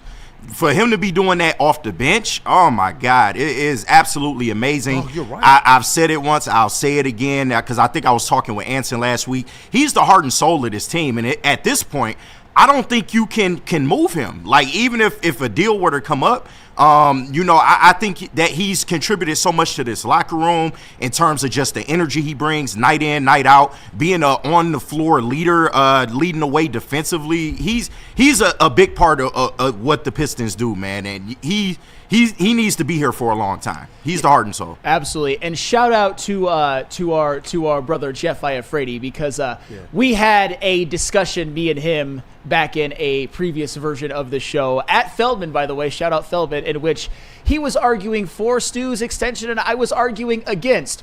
Whoops. But anywho, it's shout out Gentry. Yeah, shout out Gentry as well.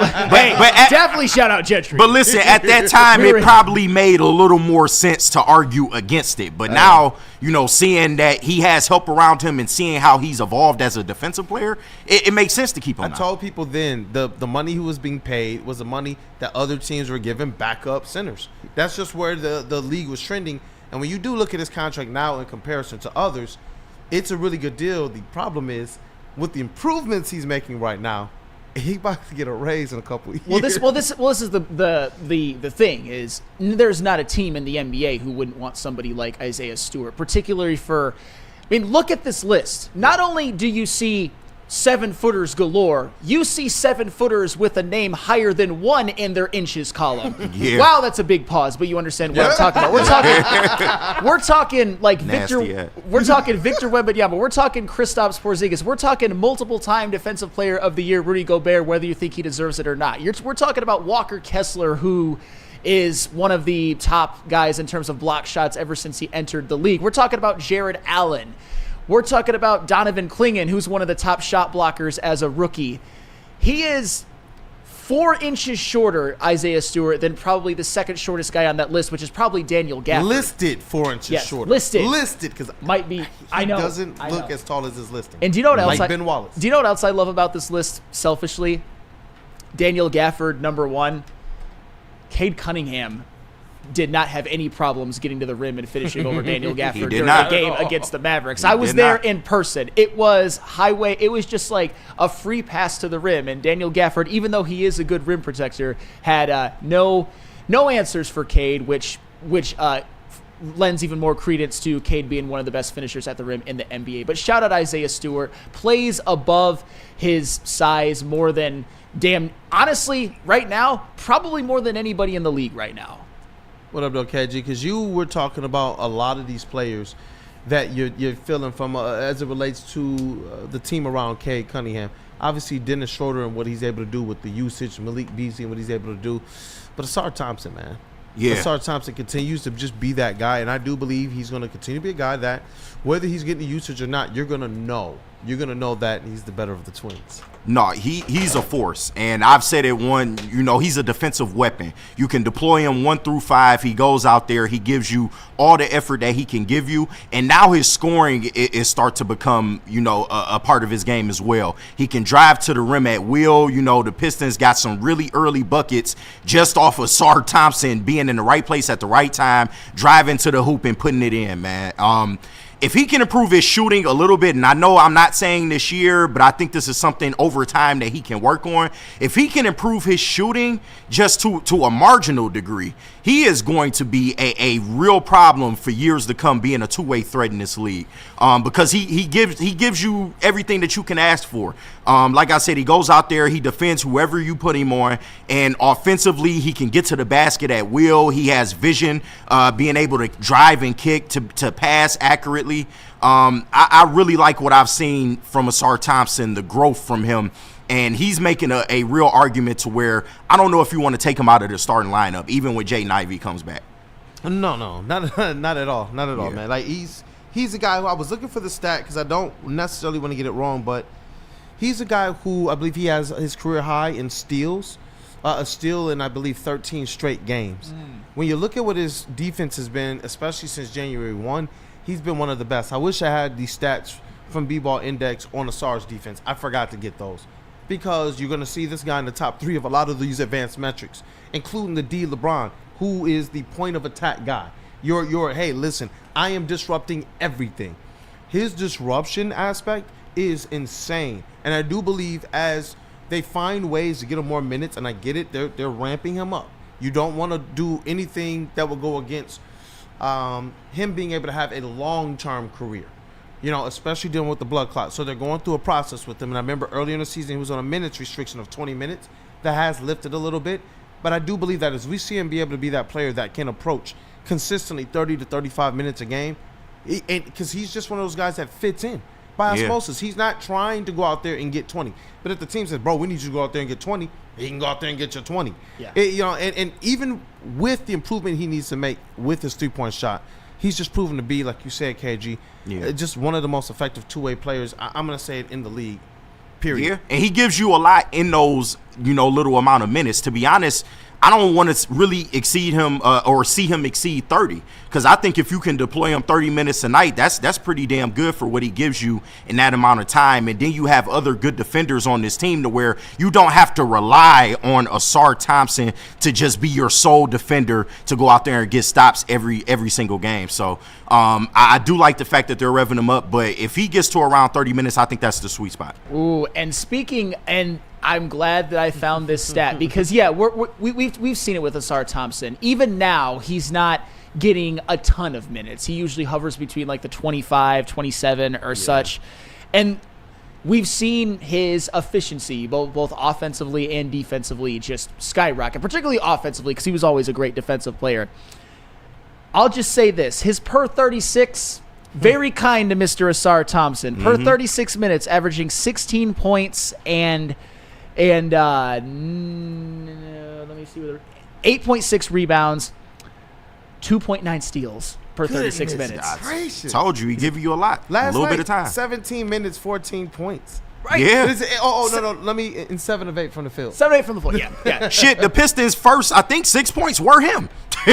Like, I'm telling you. And that's why, and I've said it before and I'll say it again, Asar Thompson being able to be him and dominate games just without even having a three-point shot. You have to give a lot of credit to guys like Malik Beasley and the Tim Hardaway Juniors as well. You don't need that from Asar Thompson yet. They're a team that's 5 games over 500 with Asar Thompson still not having a jump shot. Just let him do what he does. He can cut, he can finish, and he can defend like an MF and demon, and he gets them stocks and energy. That's just what he does right now. Stocks. Yes. All stocks are beautiful. I don't. You love stocks more than stocks anybody. Going up. I do, man. But I as do. you should. It was born in the era of when I believed Andre Drummond wasn't getting a fair look, and he was one of the top 10 big men in stocks. He was the only big man that was top 10 in stocks in the NBA, and in terms of assists, he was like the leading assist getter as a big man during certain years that he was a Detroit Piston. But from there, I started realizing, you look at guys like Cade Cunningham and Asar Thompson and their ability to get blocks and to get steals. and to be a presence defensively and offensively, that's what you want. And you have more of these guys in your lineup than not, especially when you look at a guy like Jalen Duren, whose defensive presence is starting to bud, and we're also seeing more of his passing effectiveness in addition to the type of offensive threat he is in the pick and roll. And so it's beautiful to see that the Pistons actually have multiple players that we can look at and say, you know what, from offensive to defensive, these guys are trending in directions where they're all going to be impactful, both ends of the court. That's what we saw out of great Detroit Pistons teams of the past. We see this out of these young players now starting to scratch the surface, and that should make every Detroit Piston excited, because if all it took was they put in some growth. You see that they put in the work in the weight room. You see that these guys are doing things that show from a physicality standpoint, they've taken that leap. They don't care if they're getting the fouls. You see Duren finishing at the rim, finishing over people. You see him leading again in dunks per game, things like that. You see Cade Cunningham, don't give me the foul, doesn't matter, I'm still finishing.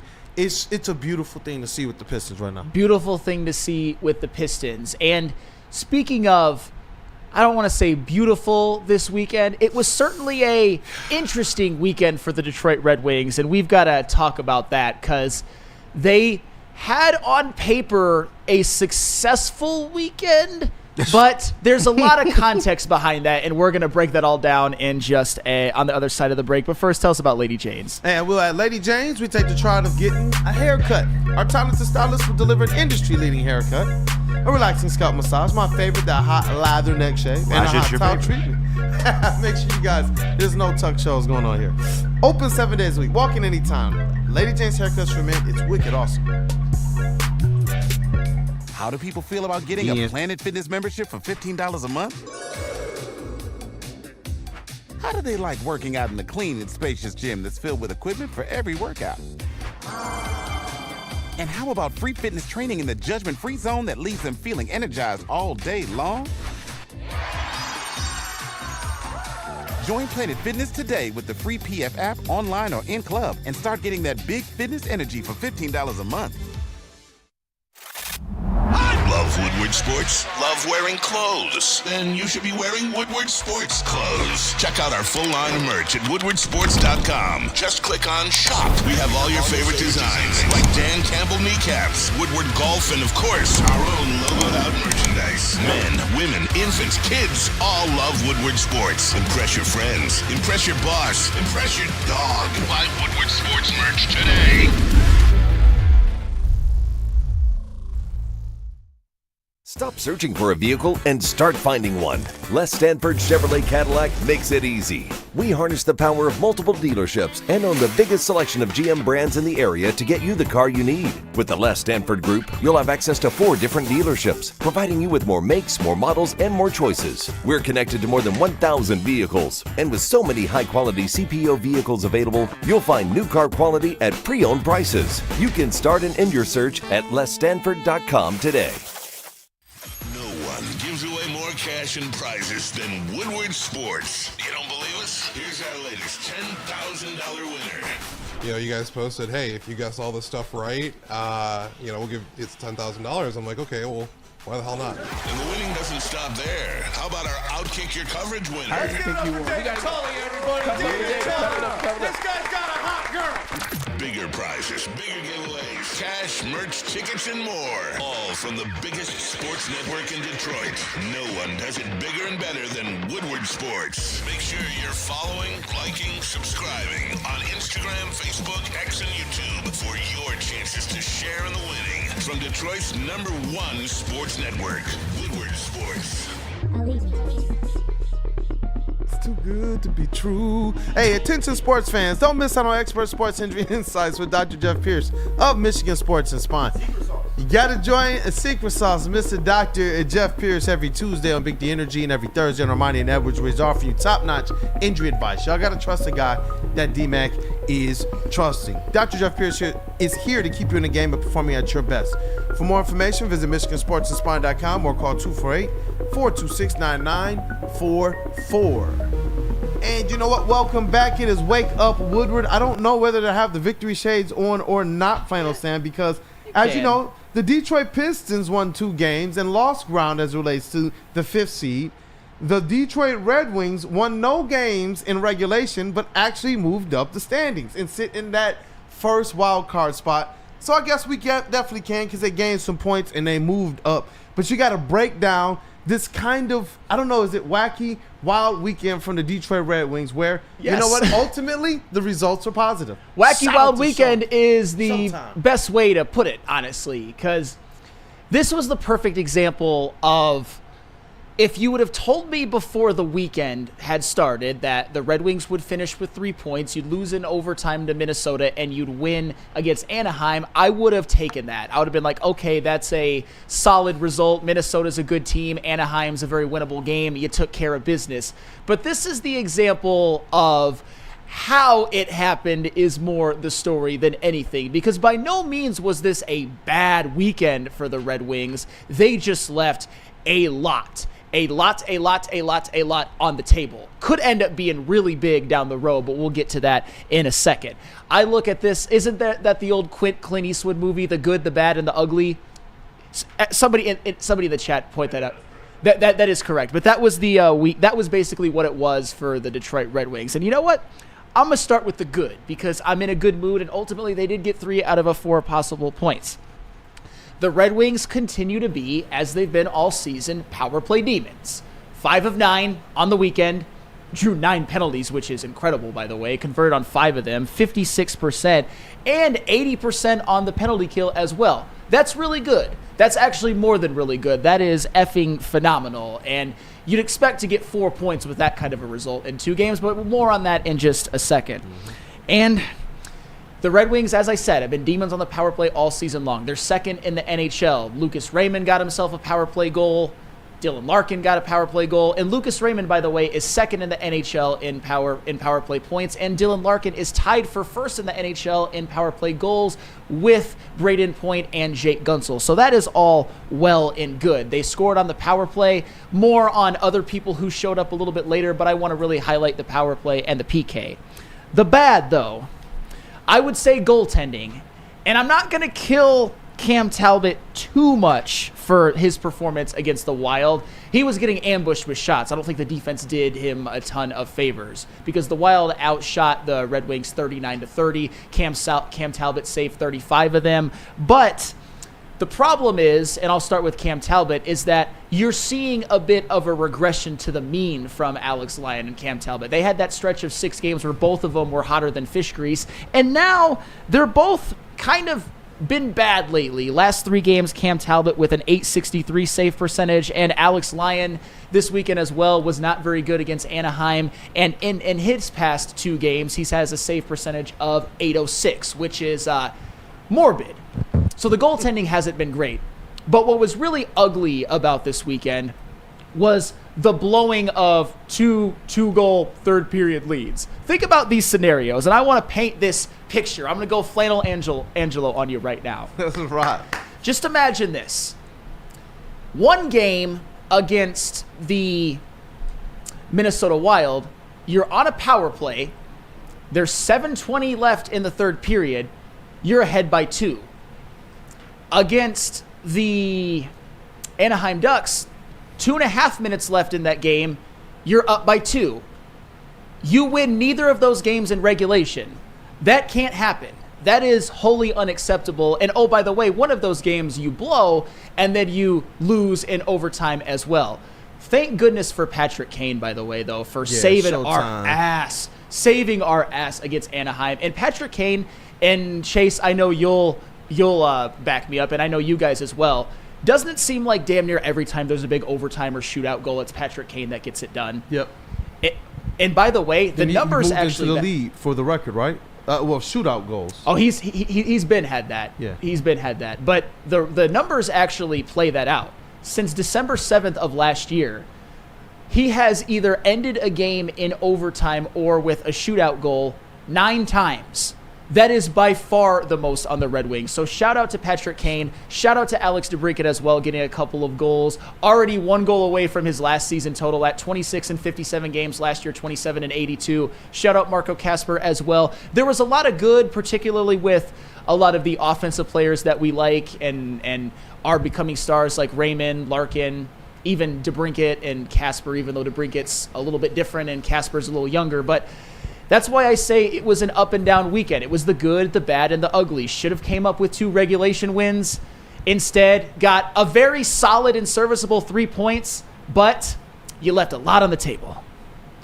Yeah, I mean, definitely agree with you there, Sam. You cannot give up back-to-back 2-goal leads in the third period, especially against a poor Anaheim team that you've been pretty much dominating the whole game. Obviously, they're coming in firing, emptying the net, but still, you gotta play better defensively, and definitely seeing a little bit of the regression to the mean from the goaltending. I think a little bit of rust maybe from those 2 weeks off from those guys. Obviously, they're a little bit banged up, so hopefully, they got a little healthier. And, we see it coming into this week. We got a tough stretch of games coming into the second half of the season. So definitely need them to step up and play closer to their level of play we saw in the first half of the season. Getting on the weekend with 3 points, you're happy about that when, a possible 4. But at the same time, like you said, it was an ugly 3 points to get. And it does suck when you're playing hard against a good team like Minnesota, who's up there, top of the standings in the West.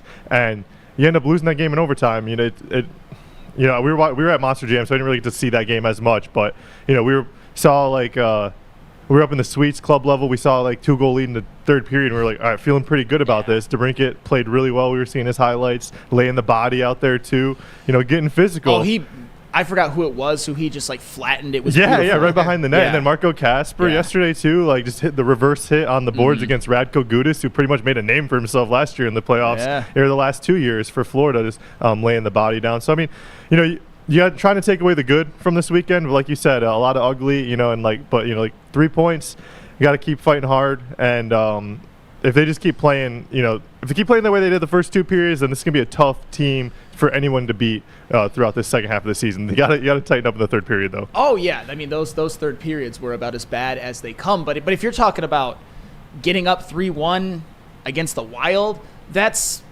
Wild are a damn good team. That's why it was so disappointing, because that would have been one of those signature type wins. And throughout most of the game, I thought Cam Talbot played really well. It's just at the end, last half of the third period and in overtime, that just it didn't quite come to fruition. But what's also funny?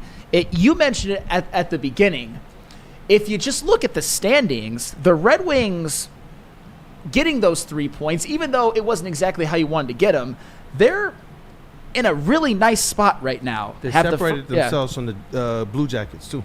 Yes, have the first wild card spot right now with 64 points, and there's nothing really you have to worry about in terms of teams having a game in hand over them. The only one is the Islanders, but they're pretty far back. So that's why this weekend was so crazy in so many ways, because 3 points is not bad by any means. But if you want to look even further deep into it, and Chase, I know you know the answer to this, why didn't the Red Wings make the playoffs last year? Because the NHL has a horrible playoff seeding program. What? Fair. It's the overtime losses. You get awarded for just making it to overtime. Even if you lose, you get 2 points for winning and 1 point for losing. And even though the Red Wings, above 500, 41 wins last year, the Washington Capitals with only 40 wins ended up making the playoffs and got swept and killed by the Rangers, which was bullshit. Yes. We would have won at least 5. Yes. If I had a top 3, that would be number 1. Number 2 would be the priority patch. Number 3, Dylan Larkin's injury. Priority patch.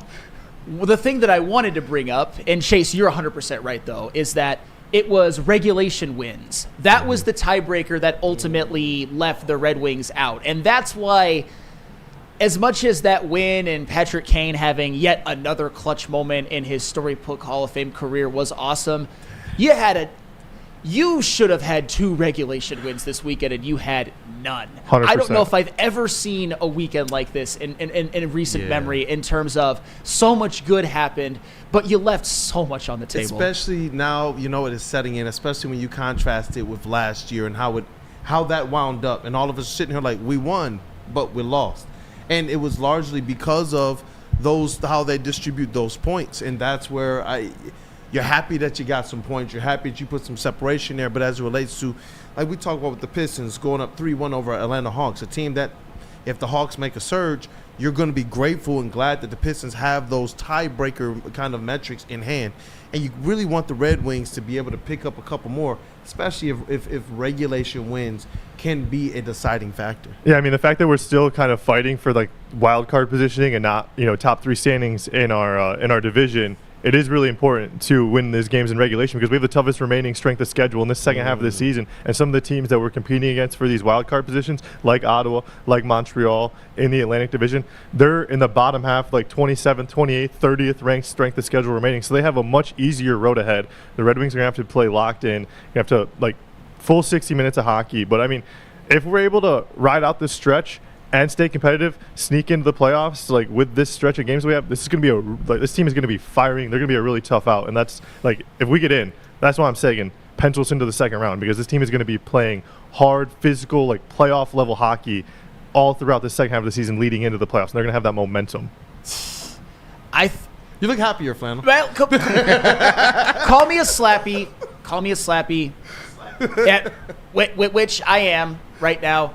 I think they could beat the Capitals in the first round. I really do. Ooh. I know that you got to give the Capitals a ton of credit for what they did in the offseason, particularly shoring up their defense and their goaltending, getting guys like Chikrin and Matt Roy, et cetera, et cetera. But in terms of high-end talent, other than, of course, Alex Ovechkin, who's one of the greatest ever, but older, I think the Red Wings can hang. I'm not saying that I would necessarily predict it, and Washington, if you haven't seen, has come out of the break firing like a mofo, but that's what gives me hope that there's a team that doesn't – the Washington Capitals, to me, they're not like what the Florida Panthers were last year where you're just like, oh, crap, there's no chance. Washington, I'm throwing that out there that would give you a reason to root for the Red Wings even harder because it's not that auto first-round sweep that you might think it is. That would be crazy if, the Pistons and the Red Wings sent 2 East Coast teams packing in the Capitals and the Knicks in the playoffs. Inject that right there. These veins. I see you, Kavasi. What up, though? Yeah, I mean, I'm right there with Sam. I think if we matched up with the Capitals, I'd be picking the Wings all day. And in the games we have seen them play against, I like the little bit of fearlessness you've seen out of Simon Edvinsson matching up against Ovechkin. Obviously, he's one of the best, and he's probably going to break Gretzky's scoring record this season. But I mean, Edvinsson, big, tough, physical player. He's going to go out there and he's going to do his best to skate right with him, and do what he can to lock him down and shut down defensively for his team. So I don't know, young player, but I'd love to see him get a little taste of some playoff action.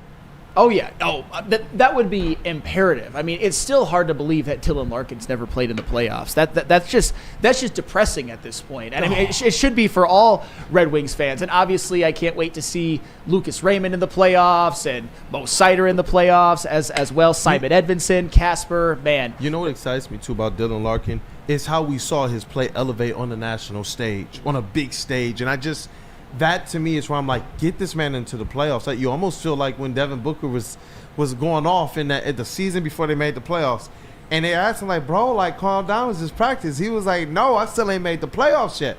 And it's looking at our guy Dylan Larkin, knowing that this guy has, in my opinion, risen to the occasion of the C that he has on his chest.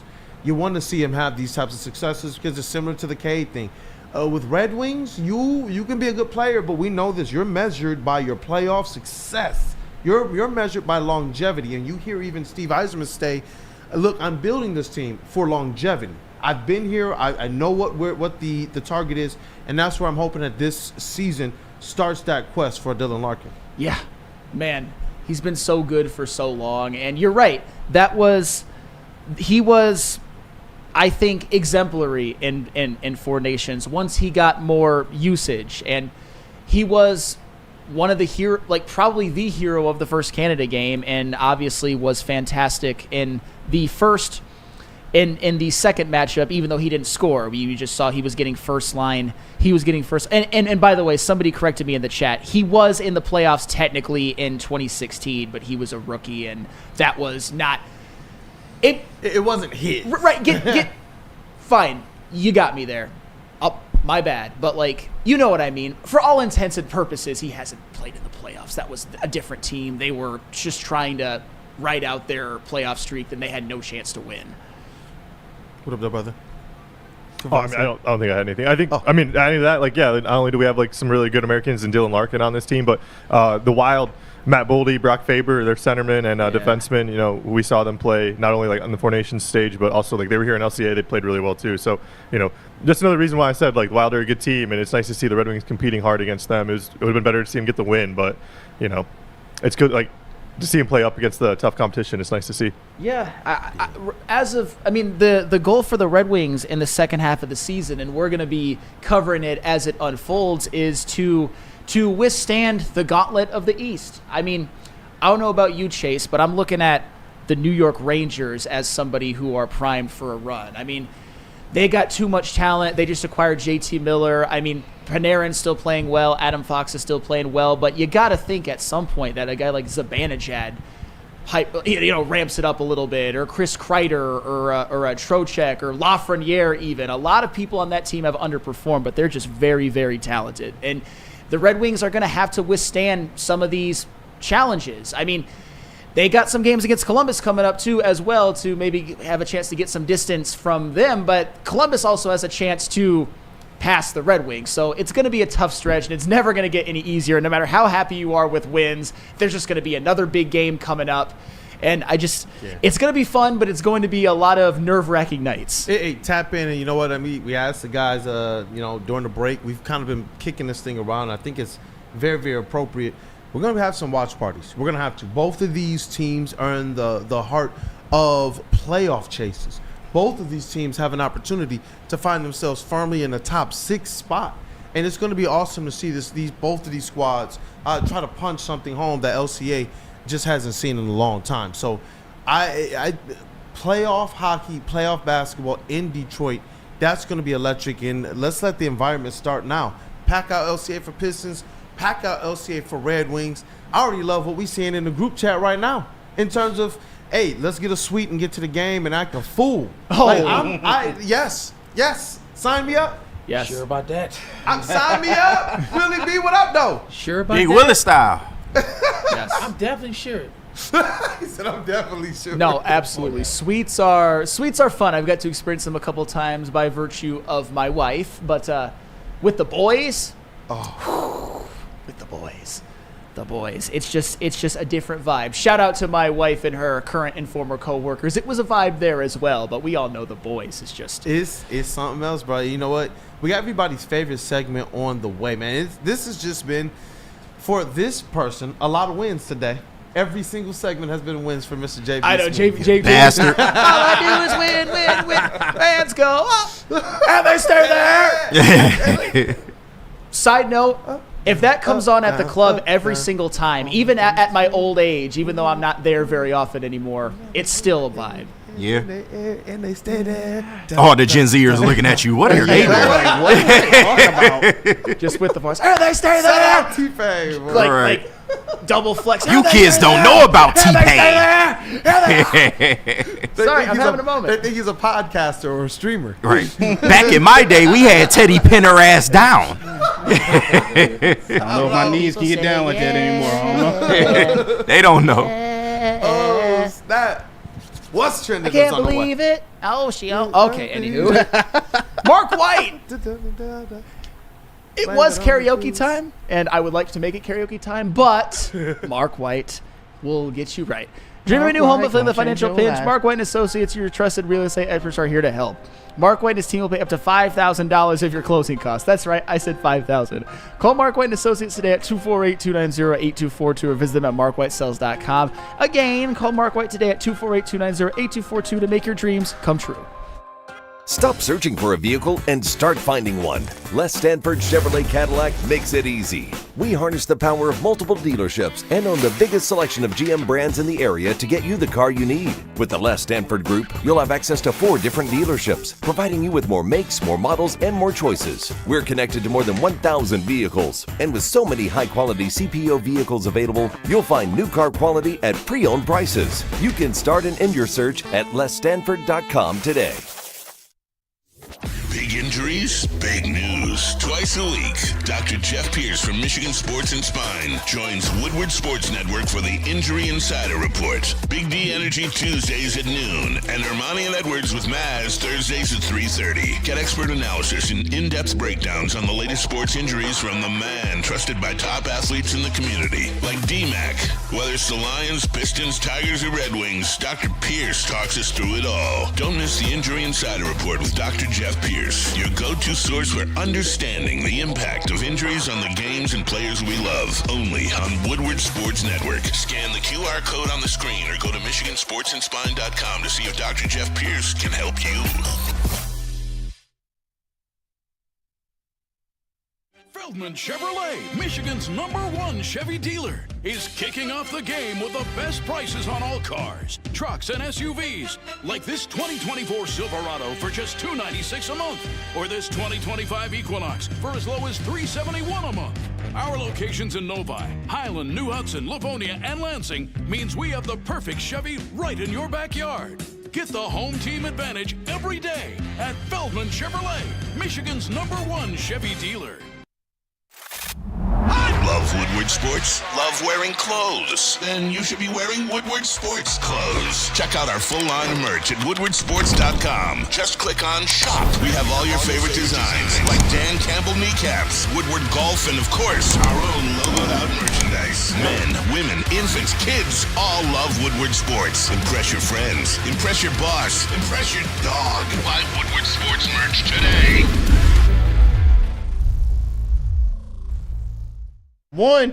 Soroki's Crispy Chicken and Pizza has a limited time offer continuing throughout the football season. Soroki's is debuting their fresh signature flavored wings this football season. Grab your friends, order New York style pizza, and add fresh wings for the games this weekend. Try one of their 7 different flavors. Visit Sorokis.com. Hey, we are back at this Wake Up Woodward Chat family. Thank you guys for kicking off the day with the WUW Crew. And you guys already know it's time for everybody's favorite segment. It's What's Trending with JB Smooth. Let's get sparking word to Jars. And now it's time for the most electrifying segment on the internet. Bum, bum, bum. It's What's Trending with JB. Live on Wake Up Woodward. Ladies and gentlemen, I didn't even hear the music today. Yeah, I can't hear it either, but JB Smooth. Hey, what's going on, fellas? Shouts out. I feel like DJ Khaled. It's just all I do is win, win, win, no matter what. So, hey, shout out to those Spartans once again. But I got some videos for you guys. I know we don't dabble into this a lot, but golf and golfing on ice. What could possibly go wrong, you guys? What? Golf on ice. Oh, no. Come on, dog. Come on, bro. Dumb. Ice in the water! You fell through! It got increasingly worse. What could I go thought, wrong? okay, he just busted his Lands tail. Didn't and know. water. He broke a little bit of it, and then now you got hypothermia. Yeah. Goodness This is a gracious. good way to find out you need to work on your swing, because if you had a good swing, this wouldn't have happened. You swinging like fucking Charles Barkley, your ass in the water. So, yeah, hey, man, work on your swing, big dog, before you try stunts now. like this. Okay, Yeah, no, it's a good way to find out. You get that cold water on your ass. That's a good way to find out. That's hilarious, dog. It's like, what could go wrong? Swinging like Chuck. That's terrible. That's just terrible, you guys. Terrible. Like I said, golf on ice. What could possibly go wrong? I'm just saying. Now, this one, the All-Star Weekend just passed, but high school dunk contest. Are you guys a fan of them, or yes, no? Of course. Well, this person is probably not going to be your best fan. Oh. And not even knowing. Contest over. Yeah. Go home. Yeah, pretty much. That was a nice dunk, too. Let's go home. Nice I mean, nice dunk. That's in high school? Yeah. High school. Yeah. Sheesh, No yeah, props. That's nice. Yeah. White Shaq. Rod would be. Right. My boy White Shaq out there. That breaking the glass shit look cool until it actually fall on you, though. It look all fun. Hey, Robert. Yeah. Tractor Yeah. Trailer. Yeah, Yes, Tractor sir. Trailer. Shout out to Chase GPT. Shout out Jason. Chase GPT for that one. Goodness gracious. My man had to pose too. It's just he should have stood there and just took the glass. It would have looked so much better if he did. Just took like While the that. glass Right. is going, if he's just Yeah, he already had the pose. all Like, he had to do was hit the VC right here, man. Like right there. like look at the pose. over, Perfect. dog. And you just take the glass. You got to take it. Just He got the dunk, shoot. look at the judges sitting there too, dog. Hey, I wish I could have seen everybody's reaction, dog. Right. That would've been epic. Mac McClung Jr. My Jalen Rose voice. Oh man. Now we all know it's a Monday, so we all could have that. We all could be on that struggle bus at times too, especially kids not wanting to have to go back to school, especially parents not wanting to have to go back to work. Well, what if your kid saw both? Come on, what is happening? Well, I'm looking at the footage here, and there was somebody.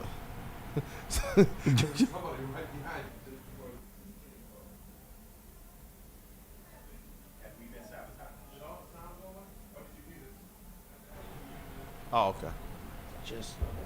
Oh, All right, we're back. We're back. We back. We back. What up, though, Hey, people? You back. know what, man? We are back. I don't know if we've seen that. We are Somebody getting slashed dogs our back. tire. Yeah, right.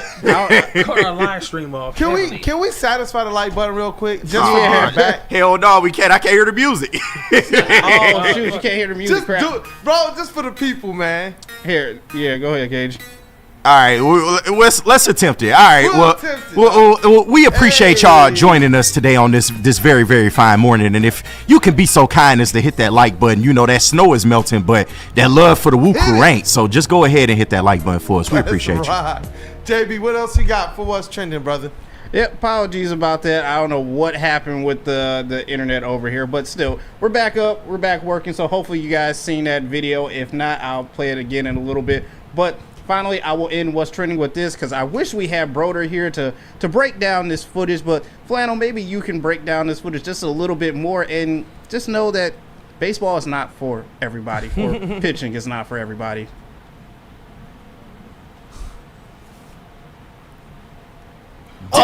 Oh, what did he? Tore his ACL. Hey, it's down the middle though. That's a strike. That look like his knee and Hey, that's a strike though. He threw that bitch right down the middle. Ow. He gave his ACL for the cause. I'm mad. He looks like Peter Griffin rolling around. Goodness gracious. I thought that was Spinny for a second. I ain't gonna lie to you. He kind of say that don't look like Spinny a little bit from the back. You know what? That's But Spinny don't skip. He don't skip leg No. days. No, he don't. So yeah, no, that's a fact. Did he? You're gonna have to clip that Spenny from the back, JB. Right. Did this guy? Did this guy like supinate or whatever? That's with your arm. That's not, Yeah. I mean, well, we did it on the strike at least, man. Shout out to him too, man. Staying dedicated to the strike. Oh Yeah, shout out to him staying dedicated to that God, strike. that looks and, like. Oh my gosh, is that his? I don't know what that is. It's like what, ankle, knee? Never to together? pitch Like, again. Can't. Shout out to the cameraman. What if catching I him told rolling you? around? He got every angle of him rolling around on the floor, but didn't help him Right. up. What if I told you that one pitch would change his whole life? Right. Oh man, but that's it for what's trending, you guys. Let's hop in the mailbag while we got some time. Let's Oh yeah, rock.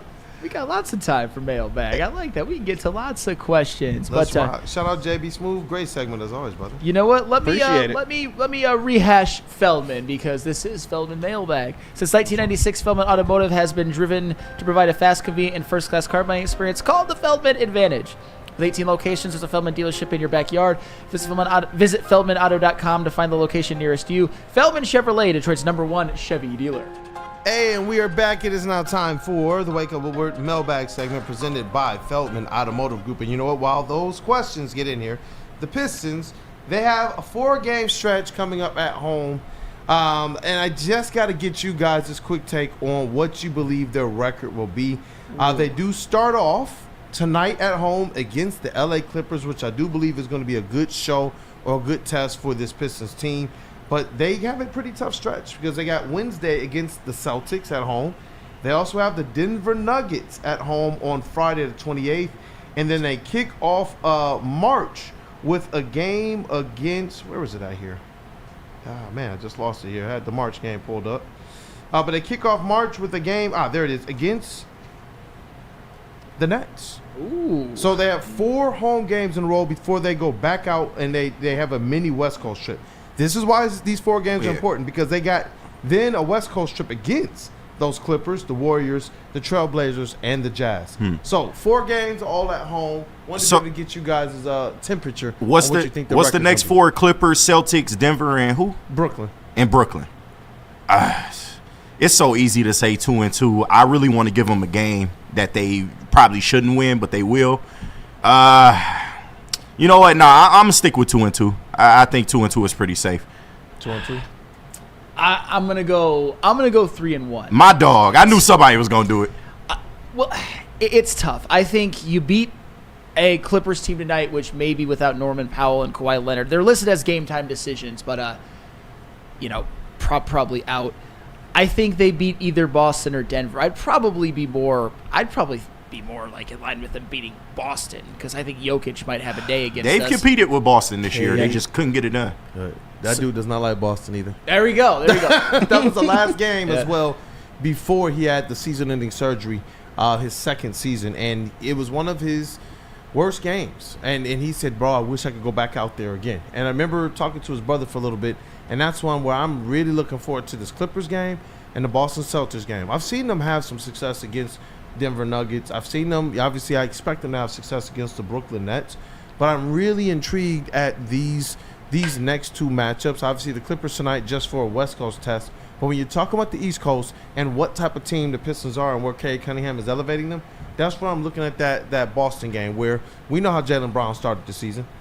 Yeah, we can just let our bench guys go out there and go for 30 when it's the Pistons on there. I'm hoping that the Pistons are going out there and looking to carry forward everything they have to this point into that game as well and control things from a physical standpoint, because let's be for real, I believe that they're the more physical team than the Boston Celtics. Well, and this is a good narrative game as well. Imagine if the Pistons win and Cade puts up better numbers than Jason Tatum.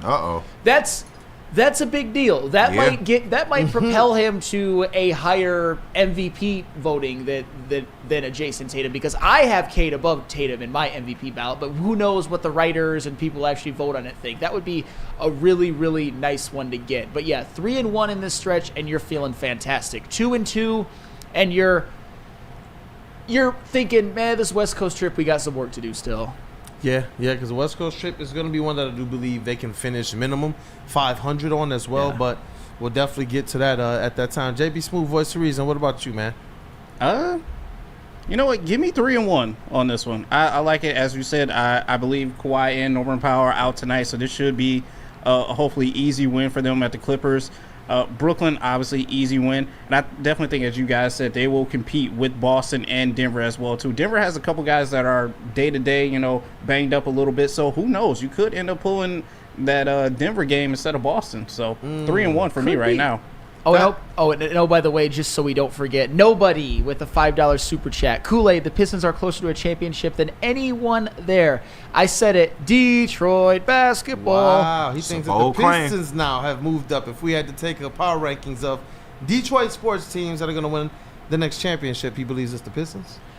I'd probably still say Lions, but maybe he's not counting the Lions. I don't know. And I love the Pistons, and you know what? I'm not going to take that away from you. He's one of them guys that has been faithfully in the Woodward Pistons chat, as has Chuck Brewer for a long time while these teams were not so good. Shad has been there as well, but it's cool to see, Shad, he says 4-0. David Cabell says 3-1. It would be interesting to see if this team, I know they're thinking 4-0.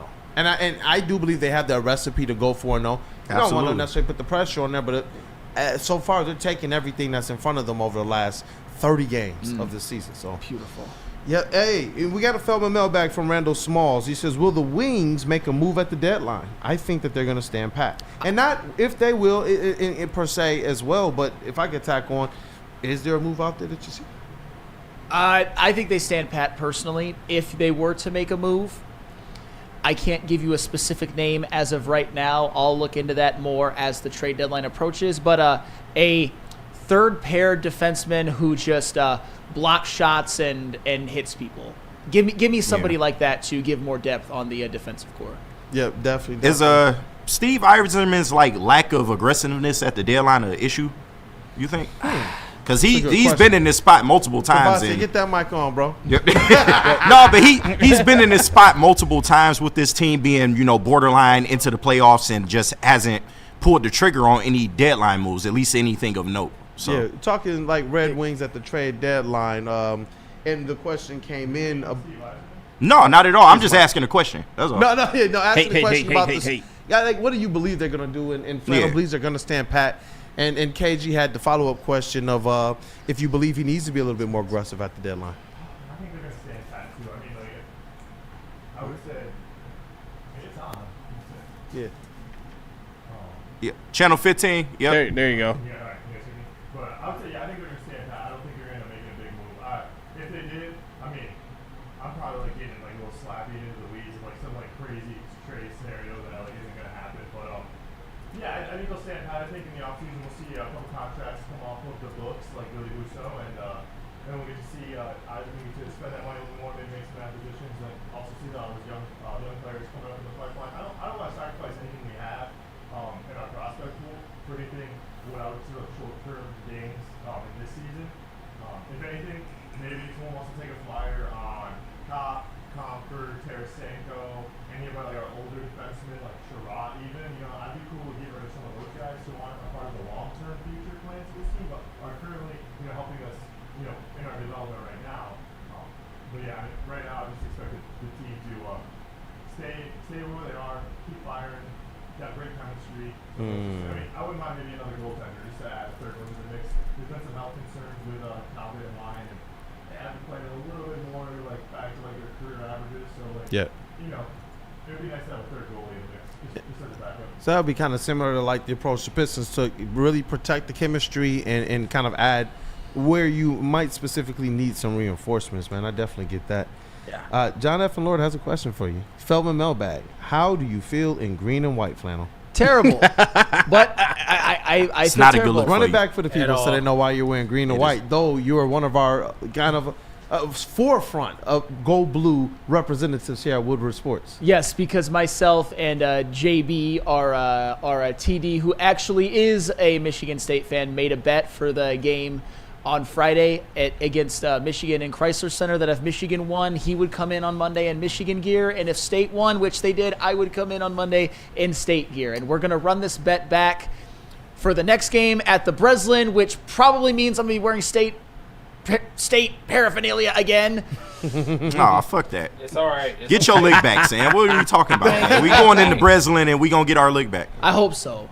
Maybe Michigan State can remember that they can't shoot threes again. Right? Yeah. No. Let's make sure they can shoot quality threes. That's all I ask. Quality threes. That still makes me so mad. Yeah. The fact that the biggest problem was, Michigan was in control in the first half, but they didn't have a good adjustment for Michigan State figuring out the 2-3 zone. After, they started shooting their way out of it, they really didn't have a backup plan. And when Michigan doesn't shoot the three, because they are dependent upon the 3-point shot, when they can't shoot the three good and then they figured out the 2-3 zone, it got bad. It did. Oh, yeah. Yep. It snowballed quick. I was feeling pretty good at halftime, but alas, that was about the last time I felt good during that game. Yeah.